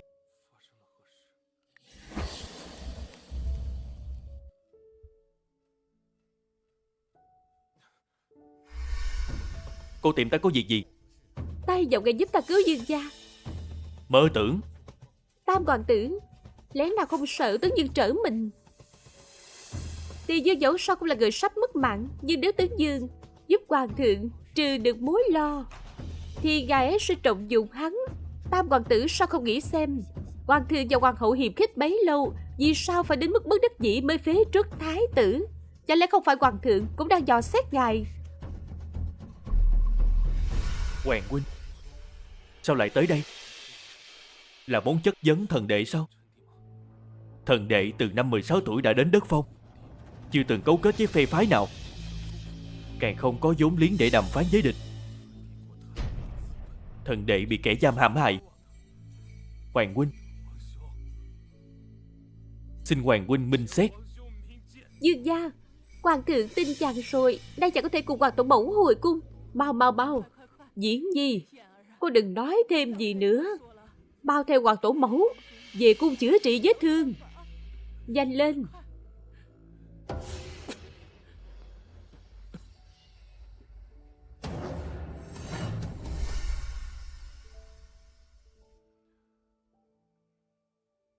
Ta vẫn còn sống thêm được vài năm nữa. Chính ta cuốn vào vào cuộc tranh quyền này. Không liên quan đến nàng. Hoàng thượng vốn đã muốn lấy mạng ta từ sớm. Chẳng qua nhờ có hoàng tổ mẫu những năm qua luôn bảo bọc, mới giúp ta giữ mạng đến giờ. Nhưng ở kiếp trước, Tiêu Diệt không hề bị hoàng thượng nhắm vào. Chàng luôn ở đất phong, sống đời của một dương gia an nhàn.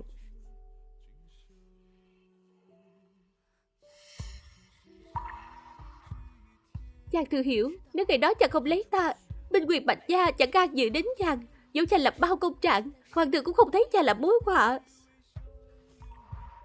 Tại sao lúc đó chàng đồng ý? Chẳng phải nàng bảo sẽ sinh con cho ta sao? Một kẻ bạc mệnh như ta, có ai cam tâm gả cho chứ?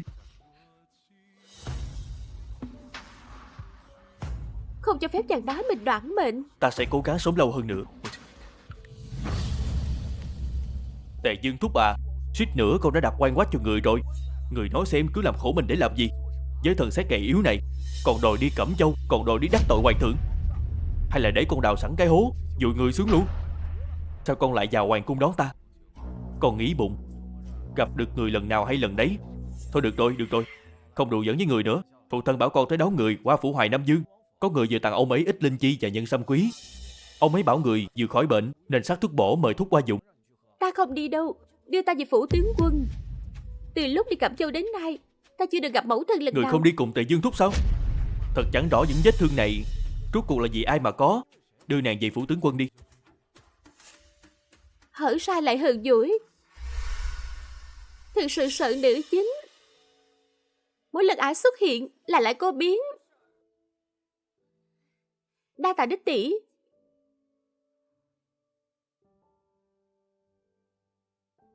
Chẳng hay tỷ tỷ có gì phiền muộn sao? Không biết tướng Dương liệu có ngóc đầu lên nổi không? Trước khi gả cho Tề Dương cũng chỉ là muốn quan sát cục diện thiên hạ. Không ngờ tướng Dương lụng bại nhanh vậy. Nói càng, nam chính làm sao lụng bại được? Ngươi thực sự nghĩ hắn phải dựa vào ngươi mới có được quân quyền Bạch Gia sao? Hắn sớm chuẩn bị đường lui cho mình rồi. Ngươi tưởng ngày bé hắn thường xuyên tới phủ tướng quân chỉ vì ngươi thôi sao? Nam chính đâu có ngốc chứ. Đời nào chịu trói buộc một chỗ. Hắn còn định thu phục cả Bạch Thừa Duẩn. Tam ca, nếu không nhớ nhầm, Bạch Thừa Duẩn sắp hồi kinh thành thân rồi. Đến lúc đó Nam chính mai phục giữa đường, phái người ám sát hắn, rồi lại ra tay cướp mạng vào phút chót. vốn dĩ Bạch Thừa Duẩn và Nam chính thân thiết, sao chuyện này sẽ càng trung thành, dốc lòng phò tá? Sau này cái kẻ lệnh của Bạch Bằng Cung cũng chẳng nghe theo. Bảo sao kiếp trước Tam ca trung thành với Tiêu Tận đến vậy? Ôi, bỏ đi, mùi cũng chẳng am hiểu chính sự. Nói với mùi những chuyện này chỉ tổ chuốt thêm phiền muộn. Ta không hiểu chính sự sao? Buồn cười. Ta mà đem ngươi đi bán, ngươi còn giúp ta đếm tiền đó. Mùi ở nhà chăm sóc mẫu thân, đừng có chạy xông ra ngoài. Nếu để mẫu thân không vui, sẽ nhốt muội lại luôn đó. Dạ. Ta không tin, ta không dựng được bức tường này. Dương gia, quan thượng lần này không thành công, sẽ tìm cơ hội lần hai. Ta thấy kinh thành không còn an toàn nữa, chi bằng ta phái người hộ tống đệ về đất phong. Không cần, lần này ta sẽ tự làm biên ngắm, khiến hoàng thượng và Tấn Dương tàn sát lẫn nhau. Dương gia, nhưng mà an nguy của đệ, người sợ Bạch Thê Nhạc không chịu theo về đất phong nên mới liều mạng thế chứ gì. Câm miệng, thật là vô lễ. Sao dám nói Dương gia như vậy? Bọn họ ra tay không thành, mâu thuẫn giữa hai người sẽ ngày càng gay gắt. Đặc biệt là Tấn Dương đã bắt đầu mất kiên nhẫn, sớm muộn cũng sẽ hành động thôi. Đại lễ tế tự tháng sau chính là thời cơ. Đại lễ tế tự.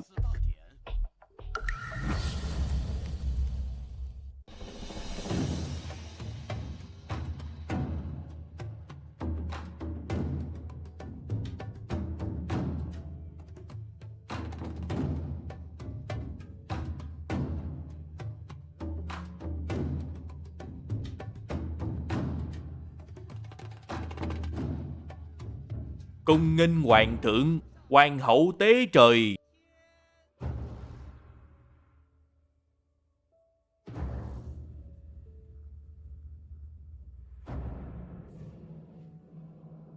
Có thích khách chém. Hộ giá.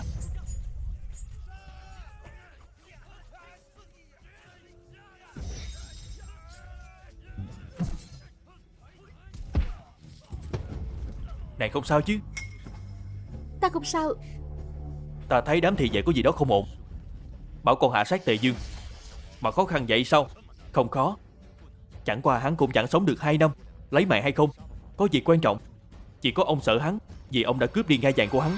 Còn ngu xuẩn, còn có biết không, Tề Dương từ nhỏ đã xuất chúng, rất được lòng tiếng ngoài. Huống hồ hắn hiện tại cũng có Bạch Giao Quân làm hậu thuẫn. Hôm nay con không lấy mạng hắn, ngày mai hắn sẽ đến lấy mạng con. Vậy thì đã sao? Hôm nay ta chỉ không lấy mạng hắn, mà còn lấy mạng ông. Hoàng thượng. Ngươi định tạo phản sao? Chẳng phải đều do ông ép ta sao?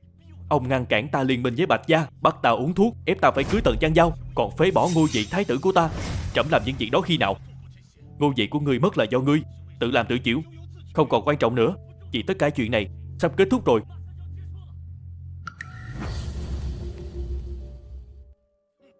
Ngươi tưởng chỉ dựa vào đám thích khách này mà đòi lấy mạng trẫm sao? Tất nhiên là không. Nhưng phụ hoàng à, đám Ngự Long quân ông giao cho ta để lấy mạng Tề Dương từ lâu đã bị ta tráo thành người của mình rồi. Chúng tướng nghe lệnh, xin nghe theo Tấn Dương. Phản rồi, phản rồi. Nàng nhìn đi, nhìn đứa con nàng xinh kìa. Hoàng thượng, không ngờ người cũng có hôm nay. Năm xưa Tần thiếp dù thế lực nhà ngoại, phò trợ người lên ngôi, không ngờ rằng người lại trở mặt. Ta trở mặt lúc nào chứ? Ta làm tất cả để rèn luyện cho Tấn Dương. Người nghĩ thần thiếp còn tin lời người sao? Người tưởng thần thiếp chỉ còn ngu muội như năm xưa sao? Tẩn Nhi, 4 cung lệnh cho con lấy mạng hoàng thượng đi. Ngươi yên tâm. Hôm nay ta không chỉ xử lý ông để đoạt ngai vàng, mà ta sẽ xử lý hết. Đặc biệt là ngươi đó, Tề Dương thúc, người cướp mất nữ nhân ta yêu nhất. Lão Tam, mau hổ giá. Tề Dương, Tấn Dương mưu phản rồi, mau cứu giá đi. Tề Dương thúc, ngươi có biết không, đại lễ tế hôm nay là tang lễ phụ hoàng đích thân chuẩn bị cho ngươi đó. Đừng nghe nó nói bậy. Tấn Dương làm phản, Tế Dương cứu giá có công, trẫm sẽ trọng thưởng cho đệ. Hoàng thượng có lẽ đã quên mất năm xưa đã bức tử mẫu phi ta thế nào, ép ta phải uống độc dược ra sao? Người to gan, người cũng muốn tạo phản rồi sao? Sao to gan bằng hoàng thượng được? Năm xưa vì ngai vàng, người hạ cả tiên hoàng, còn sửa đổi thánh chỉ. Người nói càng. Tấn Dương, hôm nay để ta đích thân tiễn hoàng thượng đi, ta có thể tha cho ngươi. Tề Dương thúc, ngươi nghĩ bây giờ mình có tư cách gì để thương lượng với ta chứ? Bạch Thế Nhạc, ta và nàng một lòng si tình. Dù nàng có gả cho Tề Dương, ta cũng chưa từng chê nàng. Nàng yên tâm, chỉ cần ta đoạt được ngai vàng, sẽ phong nàng là hoàng hậu. Ngươi tưởng ta còn tin ngươi sao? Việc đầu tiên ngươi làm sau khi lên ngôi chính là khép ta vào tội mưu phản, tống ta vào đại lao, đồ sát cả Bạch Gia ta, đoạt lấy binh quyền Bạch Gia. Ngươi rất tò mò vì sao ta hiểu rõ tâm tư của ngươi sao? Ngươi không còn cơ hội nữa. Được lắm, bắt lấy cho ta. Lý Đao, ngươi tưởng chỉ bằng một mình ngươi mà có thể cản được ta sao? Cứ thử đi rồi biết. Tề Dương, cẩn thận. Ngươi không thật sự nghĩ rằng ta chuẩn bị có bấy nhiêu thôi sao? Bạch Thừa Duẩn, ra đây cho ta. Tham kiến Tân Dương điện hạ, bắt hết bọn chúng lại cho ta. Tham kiến Tề Dương điện hạ. Muội muội không sao chứ? Không sao Tam ca. Ngươi có ý gì Bạch Thừa Duẩn? Lẽ nào ngươi định phản bội ta sao? Bạch Thừa Duẩn, năm xưa để cứu ngươi, ta suýt chút nữa mất mạng. Ngươi báo đáp ơn nhân cứu mạng của mình như thế này sao? Kẻ phái người ám sát ta chẳng phải chính là ngươi sắp đặt sao? Ngươi, sao ngươi biết được? Là ta báo tin trước cho Tam ca, bảo huynh ấy tư kế tự kế. Không, không thể nào. Sao ngươi có thể hiểu rõ mưu kế của ta? Mỗi bước của ta đều đã tính toán vô cùng kỹ. Bạch Thế Nhạc, ngươi bắt đầu gài bẫy ta từ lúc nào? Ngươi nói xem. Là từ lúc ngươi khước từ hôn sự với ta, có đúng không? Không phải do phụ hoàng ép buộc, mà là vốn dĩ ngươi không muốn thành thân với ta. Phải. Không chỉ không thành hôn với ngươi, rồi ngươi ngủ với Tần Dân Giao. Ngươi bất lực. Ngươi không thể đi Cẩm Châu. Ngươi bị phế rước thái tử đều do một tay ta thúc đẩy. Tại sao? Tại sao chứ? Tại sao lại đối xử với ta như vậy? Tại sao ư?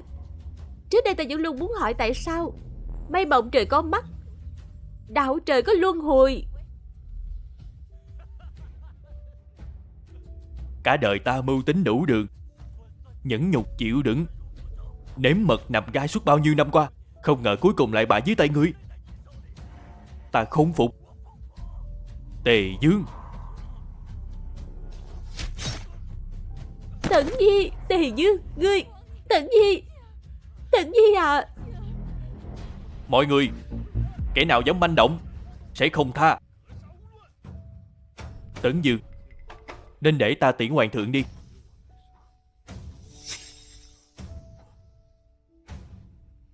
Ngươi định làm gì? Đệ, năm xưa trẫm cũng bị ép đến đường cùng.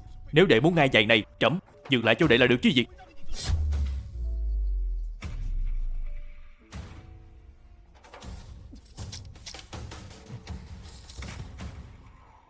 Mẫu thân, cuối cùng cô cũng báo được thù cho người. Buông binh khí xuống, có thể miễn xử tử.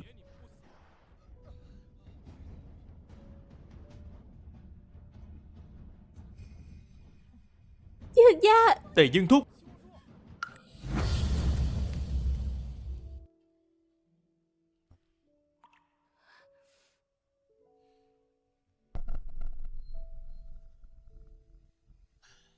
Lắc đầu cái gì chứ?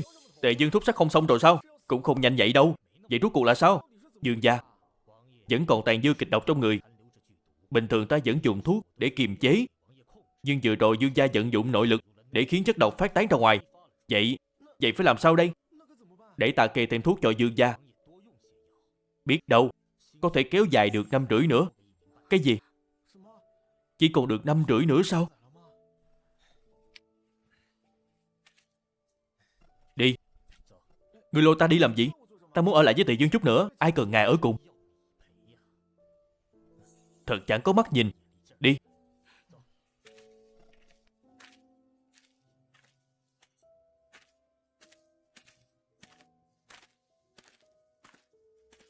Để nàng thất vọng rồi.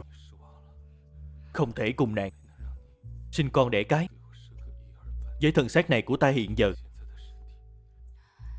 e là lực bất tòng tâm. Ta mang thai rồi. Đã được 2 tháng rồi. Là do ta không nhận ra. 2 ngày trước thấy buồn nôn, mời đại phu tới xem mới biết. Đã có tin vui được 2 tháng. Vì sao không nói cho ta biết? Sợ chàng lo lắng, không cho ta tham gia đại lễ tế tự. Vậy thì ta yên tâm rồi. Yên tâm cái gì chứ? Yên tâm ra đi sao? Ngày đó nàng gả cho ta, chẳng phải là vì muốn bỏ cha giữ con sao? Trước kia là vậy, nhưng bây giờ Ta sẽ để con của chúng ta được danh chính ngôn thuận, kế thừa ngôi báo. hóa ra chàng chuyện gì cũng hiểu rõ.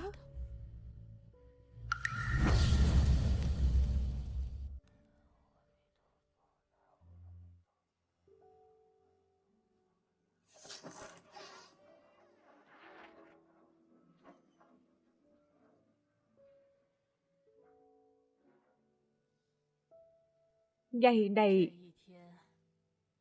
cuối cùng cũng đến rồi. Tề Dương, còn đến lấy cái bằng già này của ta sao? Còn đến đây để lấy di chiều của tiên hoàng. Thôi vậy, thôi vậy.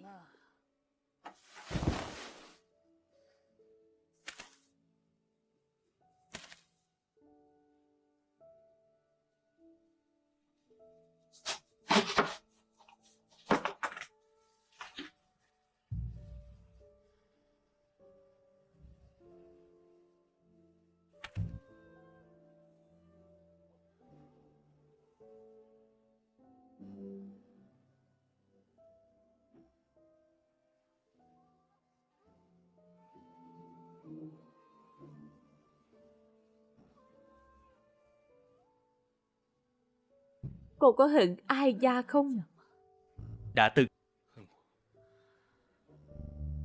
Năm xưa hoàng đế vì gai vàng ám hại tiên hoàng. Ai Gia cất di chiếu đi từ trước, vốn không phải không muốn còn kế vị. Với tình thế lúc đó, dù cô có di chiếu trong tay, cũng khó lòng lên ngôi. Ai Gia càng không muốn nhìn thấy cảnh huynh đệ các con cốt nhục tương tàn.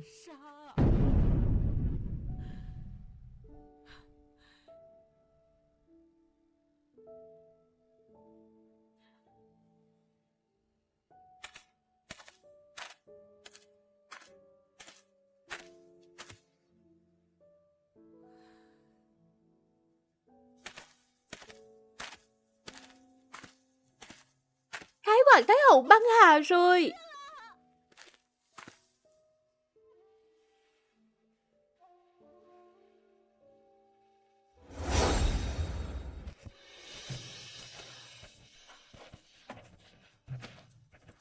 Tham kiến hoàng hậu nương nương. Tất cả lui ra đi. Dạ. Cuối cùng nàng cũng ngồi lên ngôi vị hoàng hậu. Ta đã mơ một giấc mơ, mơ thấy tiền kiếp và thực tại. Hóa ra kiếp trước ta vì Bạch Uyển Uyển mà đích thân lấy mạng nàng, cho nên nàng mới hận ta đến vậy sao? Tiếc rằng giấc mơ của người đến quá muộn. Nếu ta nói rằng kiếp trước ta đã từng hối hận, nàng tin không? Không tin. Mà giờ cũng chẳng còn nghĩa lý gì. Hôm nay ta đến đây chỉ vì giờ ngọ ngày mai ngươi, hoàng hậu, tam hoàng tử cùng tất cả dây cánh tướng dương sẽ ra pháp trường xử trảm. Ta đến nhìn bộ dạng thảm hại của ngươi lần cuối. Nếu như có kiếp sau, ta sẽ đối đãi tốt với nàng. Không có kiếp sau đâu. Loại người như ngươi không xứng được chuyện kiếp làm người, chỉ đáng đời đời làm súc sinh.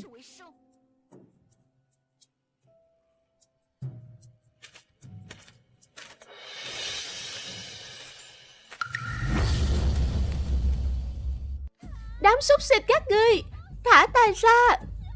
Đợi đến khi ta làm hoàng hậu, ta xử lý hết các ngươi. Xử lý hết. Thả ta ra đi.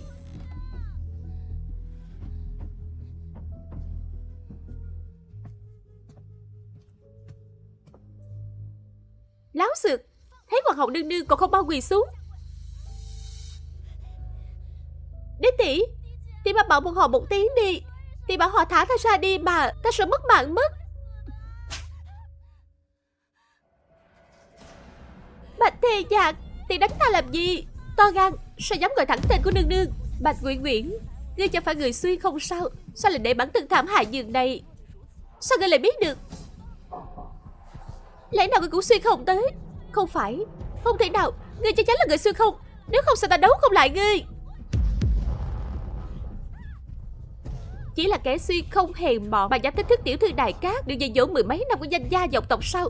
Đứa đời còn lại cứ ở đây từ từ hưởng thụ, cảm giác dần dần héo mòn đi. Bạch Thề Nhạc, Bạch Thề Nhạc, ngươi thả ta ra. Ta là người suy không, sao ta có thể thua ngươi được chứ? Thả ta ra.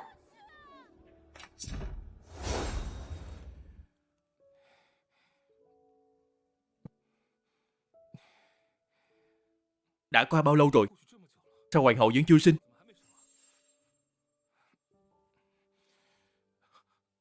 Hoàng thượng không nên làm vậy.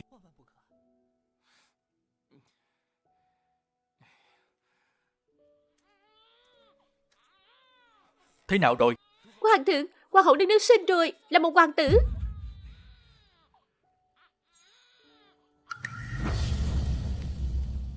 Phu nhân, Hoàng thượng, đừng cử động. Thái y nói nàng phải nghỉ ngơi nhiều. Ta soạn sẵn chiếu thư rồi. Đợi Hoàng Nhi đầy tháng, ta sẽ sắc phong con làm thái tử. nương nương không xong rồi. Nương nương, hoàng thượng thổ huyết rồi. Cái gì?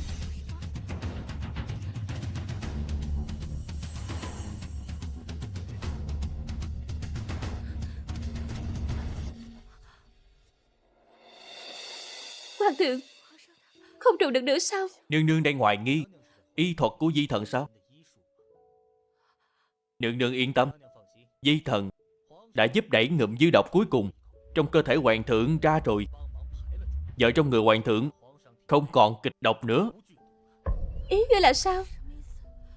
Chàng ấy sắp không qua khỏi mà. Kiếp trước vào lúc này truyền ra tin chàng ấy mất mà. Hoàng hậu, nàng thực sự muốn trẫm mất vậy sao? Chờ trẫm đi rồi, nàng sẽ để thái tử kế vị sao? Chàng ấy thực sự không sao chứ? Nương nương yên tâm, trong người hoàng thượng nhiễm độc nhiều năm, tuy không bằng người thường, nhưng nếu điều độ tĩnh dưỡng, sống đến 70-80 cũng không phải chuyện không thể. Đây là cái gì? Đây là thuốc giải chuẩn bị cho hoàng thượng. Vì viên đan dược này, Di Thần đã phải bôn ba khắp chốn, thu thập đủ mọi danh dược quý hiếm trong thiên hạ, mới luyện thành được như vậy đó. Kiếp trước ta vì Tiêu Tận trúng độc qua đời, chính viên thuốc này đã cứu sống ta. Tiêu Diện vì ta bỏ mạng, thậm chí Châu Cẩm Thành đầu quân cho Tiêu Tận chắc cũng do chàng ấy sắp đặt.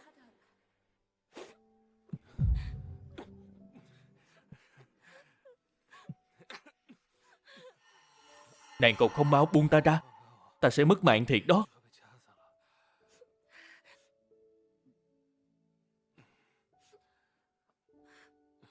Sao chàng lại yêu thiếp đến vậy? Nàng quên rồi sao? Lúc nhỏ, nàng đã từng cứu mạng ta. Trong ngôi miếu quan, đứa trẻ ăn mày bị người đời hắt hủi.